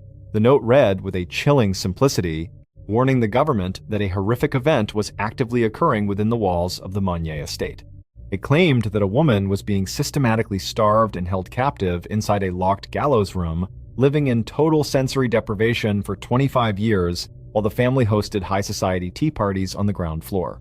Recognizing the prominent status of the family, the prosecutor initially suspected a malicious smear campaign designed to ruin Marcel Monnier's political prospects. But the explicit detail inside the letter forced him to issue a highly confidential search warrant, dispatching a squad of experienced detectives to investigate the property lines on the Rue de la Visitation. When the responding officers forced entry past the grand iron gates and stepped across the threshold of the Monnier mansion, they were greeted by Madame Monnier and Marcel, who displayed a cold, completely unflappable aristocratic calm. The interior was pristine, smelling of expensive furniture polish and fresh lavender. But as the detectives pushed past the grand reception halls and began a systematic floor-by-floor sweep of the upper architecture, the domestic order began to unravel. Navigating a narrow wooden staircase to the highest attic corridor, the lead investigator encountered a heavy oak door locked with a massive iron padlock and reinforced with industrial chains. The air in the narrow hallway carried an overwhelming, sharp biological stench that instantly raised alarms within the team. Utilizing heavy iron tools, the officers severed the padlocks, threw back the chains, and forced the door open. The interior was plunged into absolute pitch darkness. The large windows had been completely bricked up and boarded over from the outside, sealed with heavy wool drapes to prevent a single ray of sunlight or human sound from traversing the barrier. Tearing down the rotted curtains and forcing open a small section of the wood, the pale afternoon light illuminated a scene of pure Gothic horror. Resting on a decaying straw mattress, ngup-trung biological waste, and food remnants, lay the skeletal figure of a 50-year-old Blanche Monnier. She was entirely naked, her physical form reduced to a mere 25 kilograms, her long, unwashed hair wrapping around her atrophied limbs like a shroud, completely unable to process the presence of the human being standing in her room. The discovery sent a massive shockwave through the entire nation, forcing the police department to navigate a complex labyrinth of plausible red herrings and structural defenses engineered by the family's sophisticated legal team. Marcel Monnier, drawing upon his extensive knowledge of the French Penal Code, immediately launched a highly logical defense strategy to shield the family from active prosecution. He argued to the magistrate that Blanche had suffered a catastrophic, sudden psychological breakdown in 1876 following the natural rejection of her penniless suitor. The defense team produced a series of medical notes claiming that Blanche suffered from an extreme form of schizophrenia coupled with severe agoraphobia and homicidal mania. They asserted that she had voluntarily retreated to the attic room, refusing to wear clothing or tolerate the presence of light, and that her mother had merely honored her tragic, self-imposed isolation to protect her dignity from the judgmental eyes of high society. Local medical circles initially leaned heavily into this explanation, viewing the scene as a tragic illustration of unchecked clinical madness, an extreme manifestation of historic hysteria where an aristocratic family had simply chosen privacy over institutionalization. But the logical framework of the voluntary isolation defense collapsed completely into a frustrating deadlock as the chief medical officers assigned to the case began a rigorous forensic audit of Blanche's physical trace evidence. Tensions reached a critical boiling point when Madame Monnier suddenly passed away in her holding cell just 15 days after the rescue, her heart failing due to the intense public fury mounting outside the prison gates. The focus of the investigation shifted entirely to a team of advanced alienists and forensic specialists who were attempting to stabilize Blanche in a local hospital ward. As the doctors performed a delicate physical examination of her atrophied musculature, they identified a series of explicit biological anomalies that completely exploded the family's narrative. The forensic pathologists noted that Blanche's limbs were locked in permanent, highly specific skeletal contractures, a physiological condition that can only manifest when a human body is subjected to continuous, mechanical restraint over a prolonged timeline of decades. Her wrists and ankles carried deep, linear scar tissue, matching the exact dimensions of historic iron shackles, proving with absolute medical certainty that she had been forcibly chained to the iron bedframe for years, collapsing the theory of a self-imposed psychological retreat. Furthermore, when detectives conducted a thorough search of the vacant attic space, they located a series of hidden letters and diaries tucked beneath the floorboards, detailing a cold, systemic conspiracy orchestrated by the mother and brother to systematically erase Blanche from existence because she had refused to recant her love for the impoverished lawyer. The reenactment of the truth behind the Monnier horror reveals a sequence of events defined by a calculated, absolute exercise of domestic tyranny. In the winter of 1876, when Blanche firmly stated her intention to marry against the family's financial interests, her mother and brother had carried out a silent, internal coup. They forcibly marched the young woman up the narrow wooden steps into the isolated attic space, securing her wrists with iron chains and systematically sealing the windows with brick and mortar. The true, terrifying twist inside the case lay within the psychological mechanism of her current state. The profound madness and linguistic degeneration observed by the rescue team was not the cause of her 25-year incarceration, but the direct, clinical product of it. The family had actively used the physical laws of sensory deprivation to systematically hollow out her central nervous system. For a quarter of a century, while elegant political salons and tea parties occurred on the floors directly beneath her feet, Blanche lived in an absolute sensory void. The household staff was completely aware of her presence, but they were bound by ironclad employment contracts, a fear of immediate aristocratic ruin, and the psychological intimidation of Madame Monnier, choosing to silently carry trays of food scrapings up the stairs while maintaining a flawless public presentation to the community. The legal aftermath of the case concluded with a bitter, frustrating compromise that exposed the massive gaps within the historic French legal framework. Marcel Monnier was initially convicted as an accessory to the crime and sentenced to 15 months in prison. But within months, his advanced legal team successfully appealed the verdict on a highly specific technicality. They demonstrated to the High Court that the French Penal Code of 1901 contained absolutely no specific statutes governing passive negligence or the failure to rescue an endangered person. Because Marcel had never physically struck his sister or actively administered poison, and because the primary architect of the physical confinement, the mother, was deceased, the court was forced to overturn his sentence, allowing him to walk out of the courthouse a free man, inheriting a massive portion of the family fortune before retreating to a private villa in the south of France. As for Blanche, her physical form slowly recovered, but her mind was permanently broken by the decades spent in the dark attic. She spent her remaining 12 years inside a specialized psychiatric sanitarium, completely unable to tolerate natural light or engage in structured human speech, passing away quietly in the year 1913.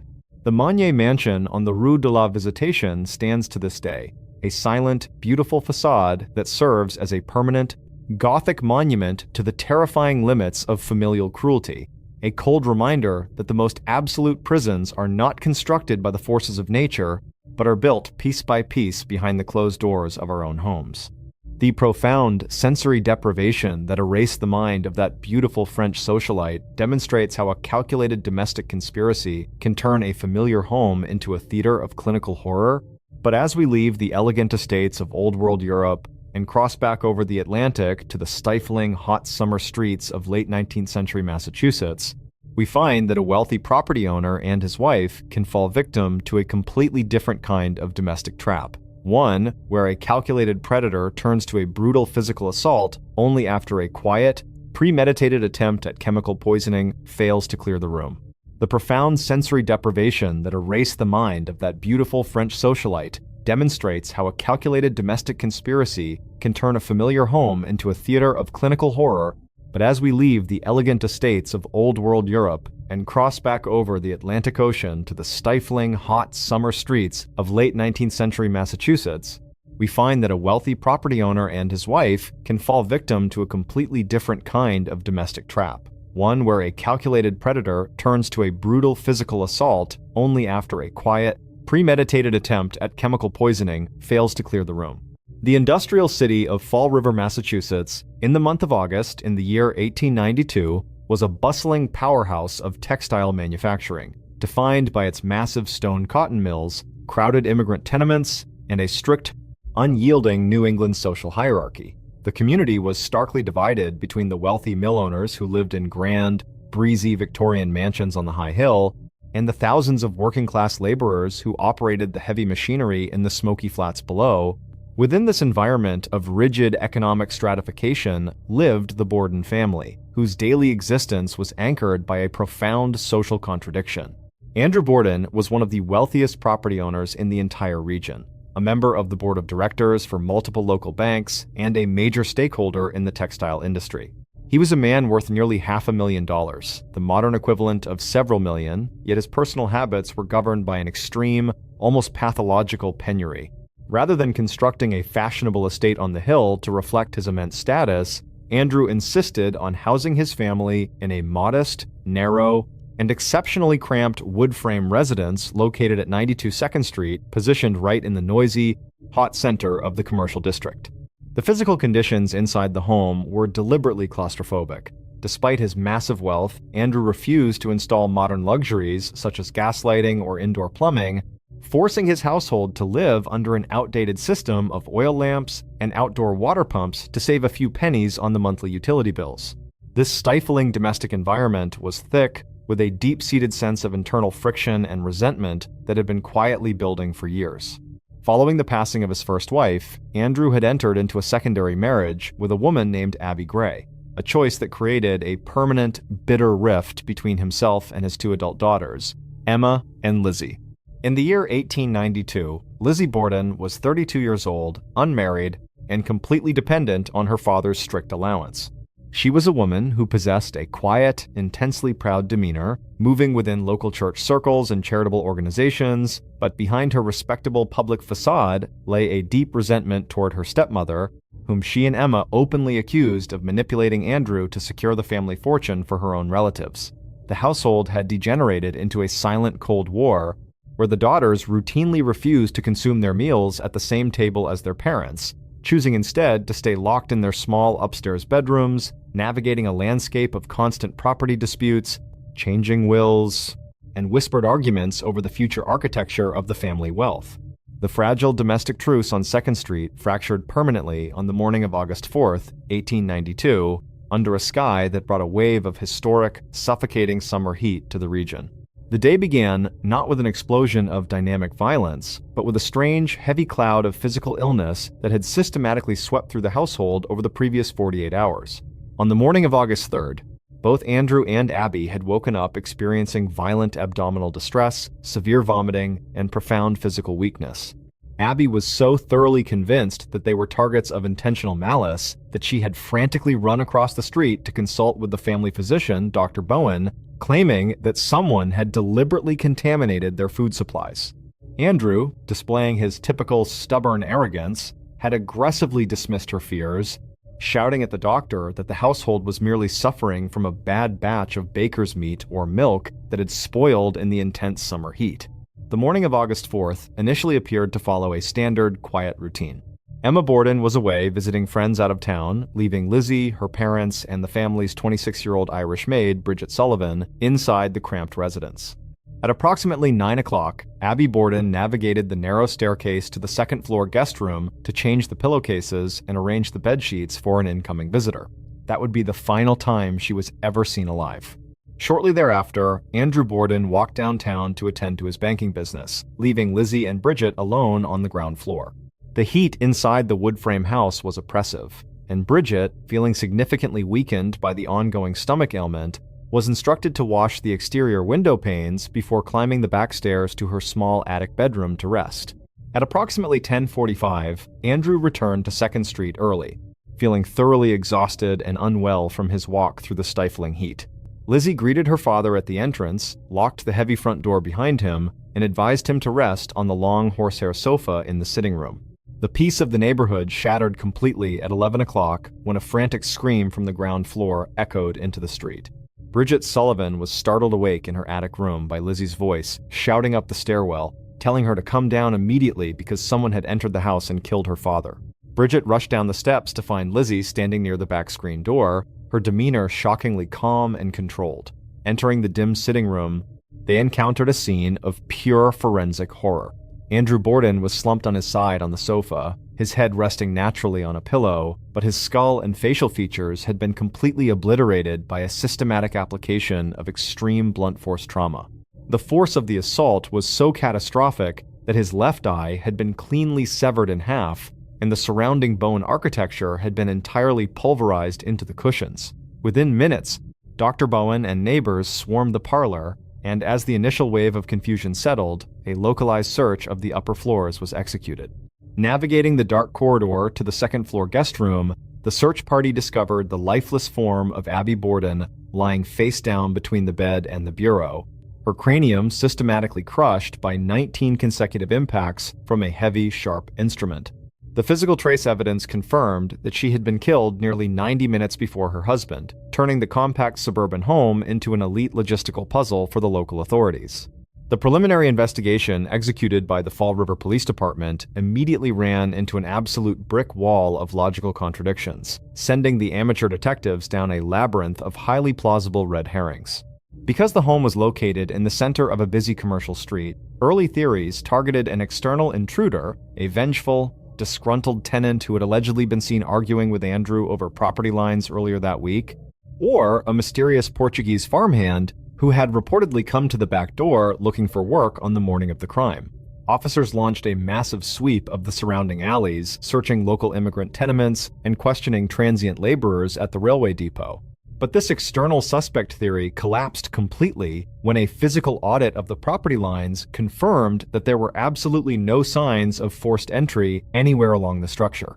The heavy front door had been locked with 3 separate bolts from the inside, the cellar screens were undisturbed, and the gold watch in Andrew's pocket, alongside a significant roll of cash resting in the bureau, remained completely untouched, ruling out a standard robbery.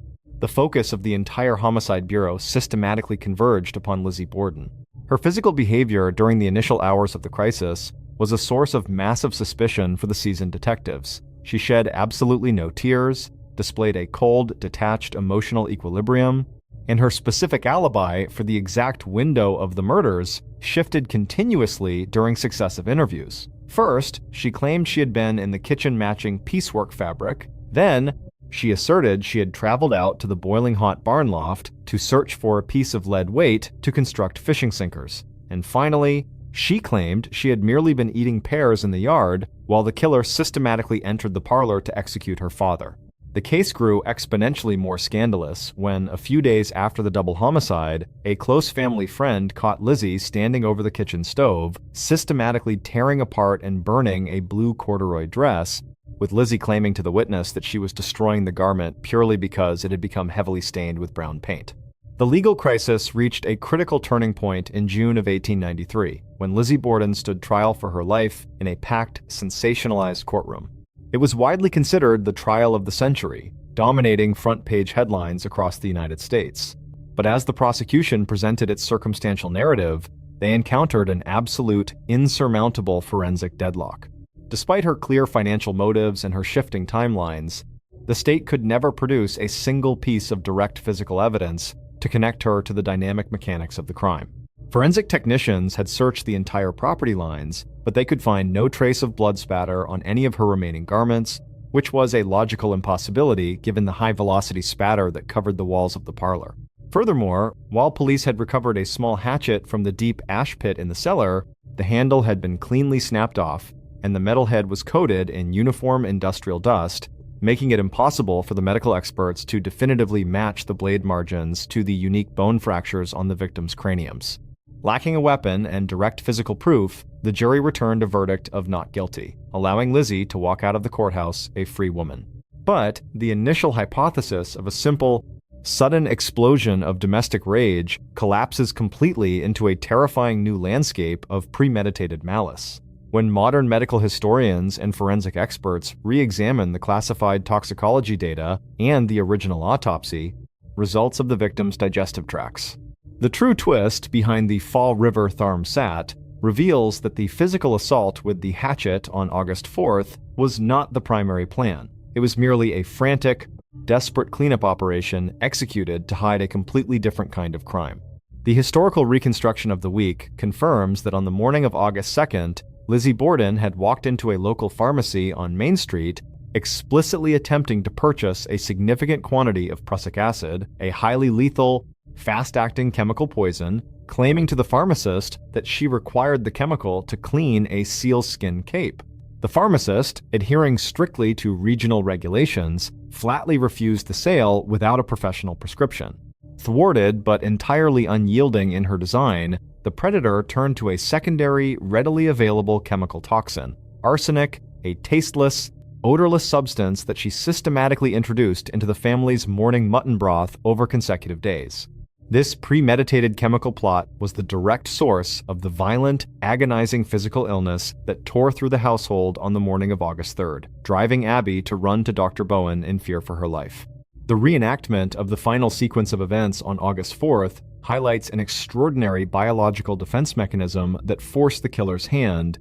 When Lizzie introduced the massive, lethal dose of arsenic into the morning meal on August 4th, she fully expected her parents to quietly succumb to the internal chemical trauma while resting in their rooms, allowing her to call a doctor to diagnose a natural failure brought on by the historic summer heatwave.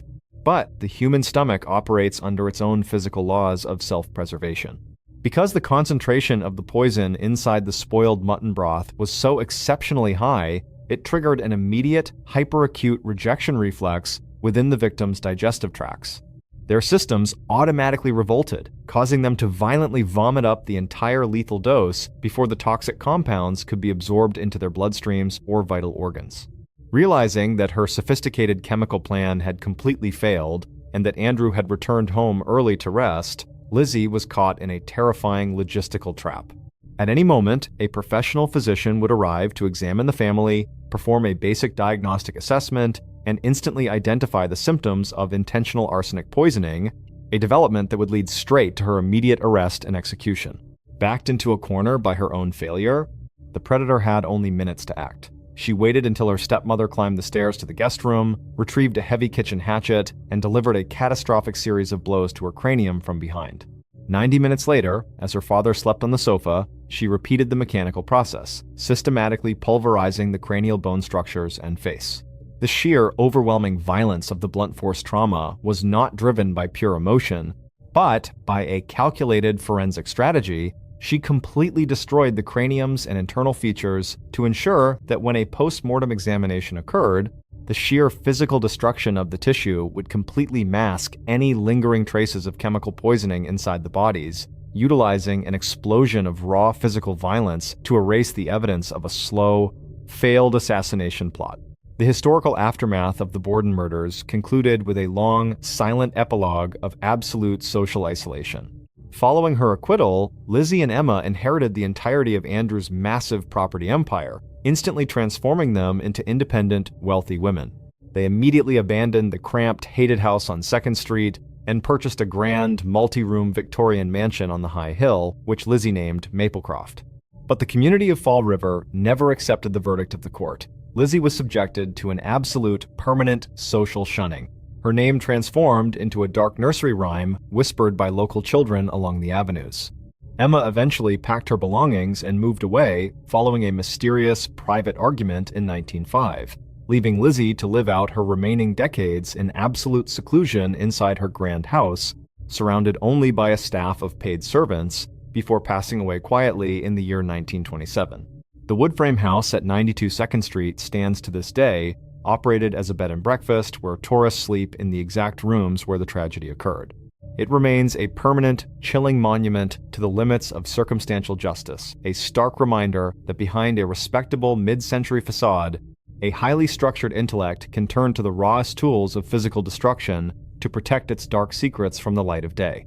The brutal finality of that Massachusetts morning demonstrates how the failure of a hidden chemical plot can drive a human being to execute a scene of maximum physical violence inside a quiet family home. But as we leave the stifling commercial avenues of the 19th century and step forward into the modern, high-stakes landscape of 20th century American law enforcement, we find that a brand new car parked outside a tidy apartment complex can host a completely different kind of forensic puzzle. One where a meticulously staged crime scene cloaks an active military conspiracy that remained frozen in the dark for over 2 decades. The brutal finality of that Massachusetts morning demonstrates how the failure of a hidden chemical plot can drive a human being to execute a scene of maximum physical violence inside a quiet family home. But as we leave the stifling commercial avenues of the 19th century and step forward into the vast frozen vacuum of the high Sierra Nevada mountains, we find that the open elements of nature can become the ultimate psychological trap, one where absolute isolation pushes a group of wealthy pioneers past the boundary of human civilization, leaving behind an investigation that uncovered a dark biological addiction hidden beneath the winter snow. The expansion of the American frontier in the year 1846 was driven by an almost religious belief in new beginnings, a cultural movement known across the nation as Manifest Destiny. The promise of fertile land, unchecked freedom, and endless wealth drew thousands of families from the crowded eastern states, driving them to pack their entire lives into heavy wooden ox carts to traverse the immense, uncharted plains of the West. Among the most affluent and highly celebrated groups to organize a migration that year was the Donner Party, a sprawling wagon train comprised of 87 immigrants led by a wealthy property owner named George Donner and his successful business associate, James Reed. These were not desperate, destitute refugees. They were prominent merchants, landowners, and educated families who carried significant fortunes in hidden cash, fine furniture, and advanced automated farming equipment within their massive wagons. Their journey across the plains was initially a masterclass in domestic comfort, defined by high-quality canvas tents, abundant livestock reserves, and an unwavering sense of optimism. But as the caravan reached the midpoint of the rugged trail in Wyoming, the leadership made a calculated, catastrophic decision to follow a highly publicized but completely unverified shortcut known as the Hastings Cutoff. Promoted by an eccentric, ambitious trail guide named Lansford Hastings, the new route promised to shave hundreds of miles off the exhausting trek to California. Instead, the uncharted path led the heavy wagons into an absolute labyrinth of dry salt flats, steep mountain canyons, and treacherous boulder fields, systematically breaking down their wagons, draining their water reserves, and delaying their progress by an irreplaceable window of nearly 30 days. The true logistical trap of the Hastings Cutoff did not fully tighten around the pioneers until late October in the year 1846. By the time the exhausted, fragmented caravan finally reached the base of the high Sierra Nevada mountain passes, the autumn air had turned exceptionally cold, carrying a low, waxy frost that coated the dense pine needles. The leadership knew they were dangerously late in the season, but the burning desire to reach the sun-drenched valleys of California drove them to push their tired oxen straight up the steep rocky inclines toward the summit. On the night of October 31st, just as the lead wagons positioned themselves within 3 miles of the crest, a historic, unseasonal winter storm system swept over the peaks with absolute, terrifying speed. Within hours, a massive wall of driving snow and ice permanently blocked the mountain passes, blanketing the boulders under 5 feet of dense drift. Realizing that the mountains had formed an inescapable physical barrier, the panic-stricken families retreated down to the shores of a nearby body of water known as Truckee Lake, alongside an adjacent camp at Alder Creek. They frantically constructed a series of crude, windowless log cabins and rough canvas shelters, utilizing the heavy pine timber to seal themselves against the elements, completely unaware that they were entering a state of absolute isolation that would separate them from human civilization for nearly 4 months. The transition from a high-stakes survival struggle to an active, horrific investigation began in the early months of 1847, when successive military and civilian rescue expeditions finally managed to breach the high passes from the California side of the mountains. When the hardened frontiersmen of the 1st and 2nd Relief Parties negotiated the deep snowdrifts and stepped onto the frozen shores of Truckee Lake, the scene that greeted them completely shattered their understanding of human resilience. The landscape was a silent, unmoving wasteland of white, completely devoid of any typical forest sounds. The crude cabins were almost entirely buried beneath 12 feet of packed ice, identifiable only by small, blackened holes in the snowbanks where human smoke had periodically cut through the frost. As the rescuers lowered themselves into the dim subterranean interiors of the shelters, they discovered a dark landscape of total devastation. The pioneers had systematically consumed their remaining oxen, their loyal hunting dogs, the raw oxhide rugs that comprised their roofs, and eventually the thin leather straps of their shoes, reducing their diet to boiled bone grease and rotted twigs. But as the search teams began gathering the frail, skeletal survivors to march them down the mountain passes, they identified a series of physical traces that instantly raised alarms among the authorities. Scattered across the pristine snow crust surrounding the cabins were fragments of human skeletal architecture, cleanly defleshed and splintered as if they had been processed for structural marrow extraction, proving that the boundary of human interaction had completely dissolved in the dark. The initial phase of the investigation was marked by a deep sense of moral confusion, sending the military officers down a labyrinth of highly plausible red herrings and conflicting testimonies. Because the survivors were heavily fragmented across different cabins, early theories targeted a breakdown in communal sharing, with investigators looking into reports that certain wealthy families had hidden secret reserves of cured meat while allowing their neighbors' children to perish of scurvy and cold.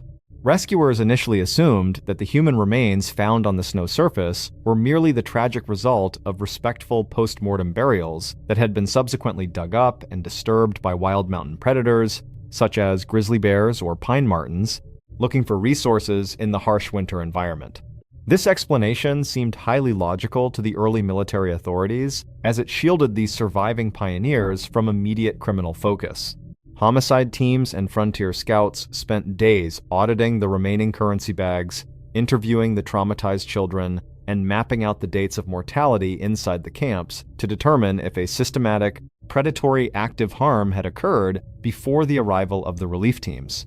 But the logical framework of a blameless natural tragedy collapsed completely into a frustrating deadlock in April of 1847, when a specialized salvage expedition, known as the Fourth Relief, reached the abandoned cabins with the explicit mission of recovering the valuable property and cash left behind by the Donner estate. Led by a highly disciplined military veteran named Captain Fallon, the search party forced entry into the final remaining shelter at the Truckee Lake camp. The air inside the dark cabin was thick with an overwhelming, putrid aroma of biological decay that caused the seasoned woodsmen to instantly retreat into the cold mountain air. Stepping past the threshold, they discovered a scene that completely transformed the nature of the case. Sitting alone on a wooden bench near a roaring hearth fire was a lone survivor named Louis Kesselberg, a German immigrant who had been left behind by previous rescue teams due to a severe injury to his leg. Kesselberg was physically robust, his face flushed with color, and his body showing none of the extreme muscular atrophy that defined the other survivors. What instantly focused the attention of Captain Fallon, however, was an open commercial barrel sitting prominently in the center of the floorboards. Fallon reached inside and discovered over $200 in gold coin, alongside a calculated stockpile of human vital organs and preserved tissue, completely ignoring the fresh provisions and emergency rations that previous rescue parties had left behind in the cabin weeks prior. The discovery shattered the traditional timeline of the disaster, plunging the military investigators into a terrifying logical paradox. Kesselberg aggressively asserted to the officers that he was a victim of absolute circumstance, claiming that he had merely used the remains of those who had naturally succumbed to the cold to maintain his grip on life while waiting for the final rescue team to breach the pass. But as Captain Fallon and his men conducted a meticulous forensic search of the surrounding cabin architecture, the physical traces completely exploded his narrative of survival. The true twist behind the Donner Party thermostat emerges when the military scouts let light the physical condition of the final victims and exposed a dark psychological degeneration that went far beyond mere survival reflex. As Fallon moved toward the rear of the cabin, he located a large iron kettle sitting over the hot embers of the fire pit. Inside was a freshly processed selection of human tissue, which the medical examiners later identified as the liver and heart of Tamsin Donner, the highly respected wife of the wagon train leader. Tamsin had chosen to remain behind in the high camps weeks earlier to tend to her dying husband, George, despite being physically strong and fully capable of walking down the pass with the 3rd Relief. Kesselberg claimed that after George passed away, a completely disoriented Tamsin had fumbled her way through a midnight blizzard to reach his cabin, where she quietly succumbed to hypothermia on his floorboards before sunrise. But as Captain Fallon brushed away the ash and dirt from the cabin floorboards, he located the physical remains of Tamsin's skull. The bone structure did not display the uniform markings of a frozen victim. Instead, the cranium featured a massive, localized fracture delivered to the temple by a heavy iron camp axe, proving with absolute forensic certainty that she had been hunted down and executed inside the enclosed space. The reenactment of the final sequence of events within that dark cabin reveals a sequence of events defined by a terrifying transformation of human physiology. When Tamsin Donner entered Louis Kesselberg's shelter looking for comfort, she was completely healthy, carrying a significant portion of her family's gold coin stitched into her winter coat. Kesselberg was not a starving man driven by an inescapable tragic last resort. His cabin was still stocked with an abundance of unused oxhide and dried bone supplies left by previous relief teams. But over the months of absolute isolation, Kesselberg's mind had undergone a radical, permanent psychological shift. He had actively developed a biological and psychological dependency on the specific taste of human flesh, a condition modern clinical psychologists identify as a complete hollowing out of the primitive moral framework under extreme distress. He did not execute Tamsin to avoid immediate starvation. He systematically murdered her with the camp axe to satisfy an active, unnatural craving for specific internal human organs, explicitly targeting her heart and liver, because his physiology had become entirely conditioned to reject regular nourishment in favor of a dark, cannibalistic diet. The legal and social aftermath of the Donner Party tragedy concluded with a permanent, chilling mark on the history of the American West. Out of the 87 pioneers who initially entered the high passes of the Sierra Nevada, only 48 managed to walk down the mountains alive. Louis Kesselberg was marched down the pass at gunpoint by Captain Fallon's men. But due to the total absence of formal judicial architecture in the newly acquired territory of California, and the immense difficulty of proving a murder timeline within an unmapped wilderness, he was never officially prosecuted for the execution of Tamsin Donner. He returned to civilian society, but he was subjected to a permanent, absolute public shunning, his name transformed across the West Coast into a literal synonym for a ghoulish, subhuman monster. In a bizarre, macabre twist that fueled local rumors for decades, Keseberg eventually opened a commercial steakhouse and brewery in Sacramento, a business venture that became a permanent landmark for curious onlookers who traveled from miles away just to look at the man who had openly confessed to preferring the taste of human vital organs over the finest food to the civilized world could offer. He passed away decades later in absolute poverty, leaving the high mountain pass to be permanently renamed Donner Pass in memory of the tragedy. It stands to this day as a silent, beautiful, yet deeply hostile monument, a stark reminder that when human civilization is completely cut off from the rest of the world, the physical laws of survival can completely erase the boundaries of human nature, leaving behind a dark biological legacy that can never be washed clean by the passing of time. The terrifying psychological breakdown that transformed that isolated mountain cabin into a theater of cannibalistic horror demonstrates how easily the raw constraints of nature can push human biology past its breaking point. But as we leave the frozen pine forests of the 19th century and step forward into the modern, tightly monitored landscape of late 20th century industrial America, we find that a peaceful Pacific Northwest town can fall victim to a completely different kind of biological intrusion, one that fell silently from the open sky, turning a quiet logging community into a massive, unexplained medical laboratory. The terrifying psychological breakdown that transformed that isolated mountain cabin into a theater of cannibalistic horror demonstrates how easily the raw constraints of nature can push human biology past its breaking point. But as we leave the frozen pine forests of the 19th century and step forward into the modern, tightly monitored landscape of late 20th century industrial America, we find that a peaceful Pacific Northwest town can fall victim to a completely different kind of biological intrusion, one that fell silently from the open sky, turning a quiet logging community into a massive, unexplained medical laboratory. The small, quiet logging town of Oakville, Washington, in the late summer of the year 1994, was a community completely synchronized with the dense, emerald wilderness that defined the Pacific Northwest. Tucked away in a fertile valley within Grays Harbor County, its geography was a magnificent tapestry of towering Douglas fir trees, rolling river mists, and remote timber routes where life moved at a slow, entirely predictable pace. The fewer than 1,000 residents who called Oakville home valued the profound isolation of their landscape, a place where multi-generational families operated local farms, ran neighborhood shops along the quiet avenues, and trusted the predictable rhythms of nature to govern their daily routines. The local economy was driven by the timber industry and small-scale agriculture, an environment where weather tracking was not a matter of scientific curiosity, but a vital practical necessity for everyday survival. The atmosphere was typically crisp, clean, and dominated by the scent of cedarwood and damp soil, a region where a sudden change in the atmosphere was instantly noted by the local woodsmen and farmers who understood the native patterns of the sky. The comfortable predictability of Oakville's geography fractured permanently on the overcast morning of August 7, 1994, when a bizarre landscape of atmospheric anomalies began to systematically descend over the valley. The transition from an ordinary summer morning to a multi-week active medical investigation began with the arrival of a low-hanging, slate-gray cloud formation that rolled inland from the Pacific coast. As a light precipitation began to fall over the roofs, pastures, and roadways, residents stepped outside expecting the familiar, refreshing touch of a standard summer rain shower. Instead, they encountered an unprecedented structural anomaly. The sky was not releasing water. It was systematically discharging millions of translucent, gelatinous, rice-sized blobs of fluid that blanketed the landscape under a thick, waxy coating.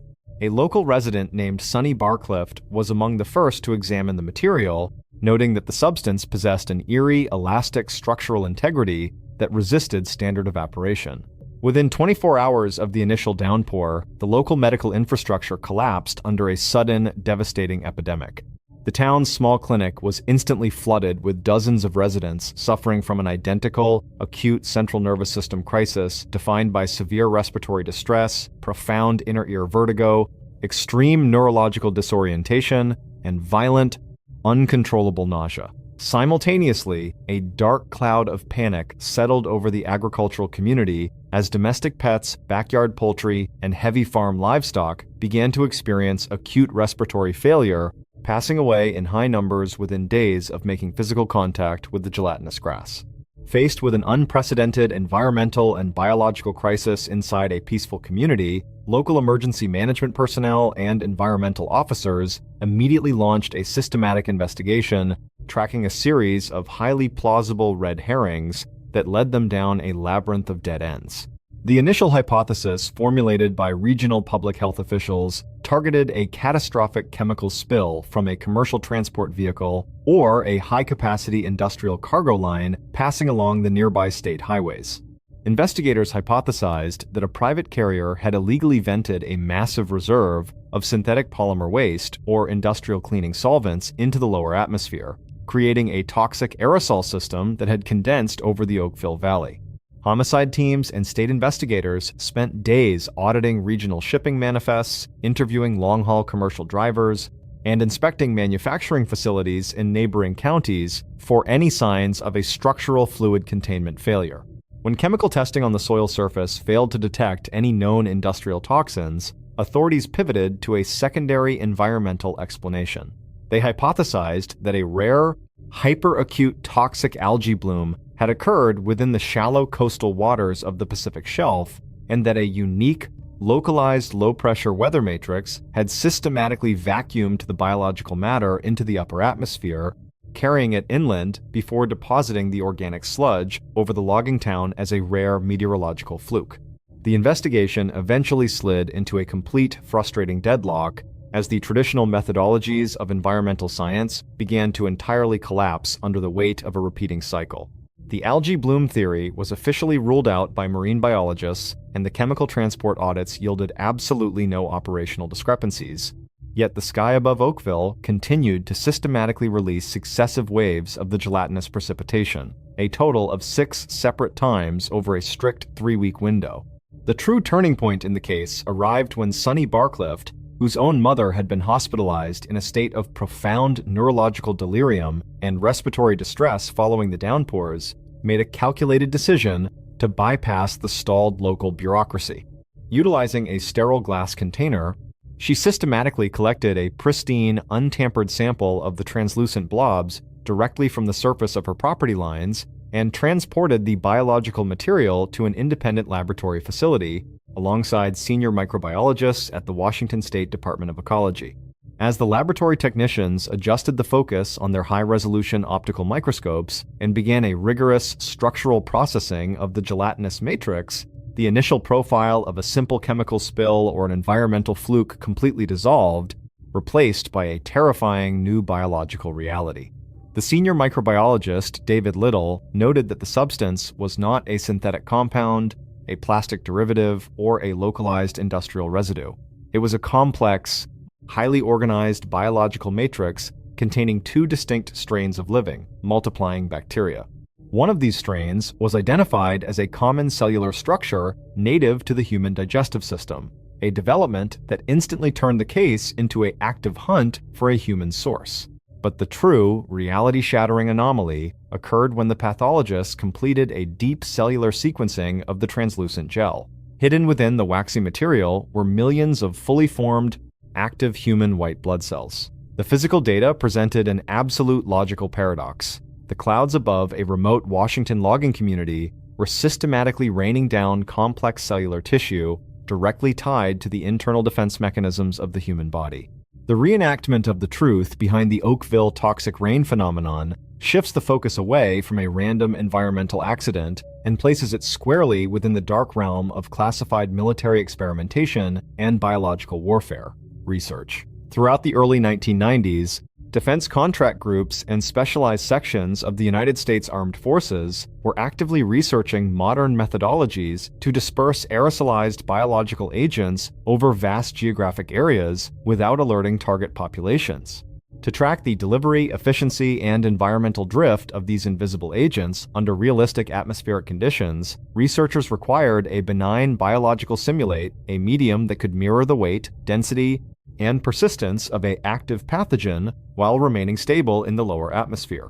The historical data suggests that a military transport aircraft operating from a restricted regional base had systematically released a massive and experimental batch of microencapsulated cellular matrix material at high altitude directly over the coast. The solution utilized a protective gelatinous preservation fluid infused with standard human cellular lines, including white blood cells harvested from medical tissue banks, designed to shield the internal tracking bacteria from drying out in the upper air currents. Because of a severe unmapped calculation error regarding the localized wind shear over Grays Harbor County, the experimental biological cloud shifted directly off course, condensing rapidly over the civilian population center of Oakville and subjecting an unsuspecting civilian community to the direct physical fallout of a classified military testing program. The bureaucratic aftermath of the crisis concluded with an absolute systemic erasure of the physical evidence, leaving the residents of Oakville to deal with the chronic medical consequences in total isolation. Shortly after the independent laboratory finalized the identification of the human cellular structures, before a public health declaration could be officially issued to the media, a fleet of dark, unbadged federal transport vehicles arrived at the testing facilities. Government agents, invoking strict national security protocols, systematically confiscated every physical culture tube, every petri dish, and every computer hard drive containing the genetic sequencing data of the gelatinous rain. The state files were permanently sealed under a classified mandate, and the official military liaison issued a brief, boilerplate public statement dismissing the entire 3-week event as a routine instance of high-altitude aircraft, toilet waste, containment failure, completely ignoring the scientific impossibility of human white blood cells surviving inside a pressurized commercial waste tank. The physical traces were paved over by time, the sick residents slowly regained their basic mobility without ever receiving a formal diagnosis, and the town was left to hold on to a memory of a summer when the boundary between the human body and the sky completely dissolved into a silent, toxic downpour. The unexplainable biological intrusion that blanketed that remote logging community highlights how easily the structural systems of science and law can be turned inside out, leaving behind a trail of absolute devastation that defies the rational architecture of modern society. From the pristine bone-saw markings on the floating remains of the Pacific waters, to the silent ballistic paradox of the Long Island bedrooms, and the absolute sensory void of the old world attics, the exploration of these cases serves as an enduring monument to the limits of human reason. These files stand as a cold reminder that within the quiet, comfortable avenues of our daily lives, the physical laws of nature and the cold secrets of human intellect can converge to form an anomaly that can be analyzed, documented, and remembered from every historical angle, but can never truly be understood. The stories presented in this program are based on real historical events, official investigation reports, and forensic records compiled from multiple jurisdictions. The terminology used, including medical, ballistic, and forensic analysis, is derived from official public archives for documentary and educational purposes. This content is intended entirely as a structural analysis of investigative methodology and historical crime tracking, and does not constitute professional, legal, medical, or scientific advice. All individuals mentioned within the historical segments are presumed innocent unless verified otherwise by a court of law within their respective eras.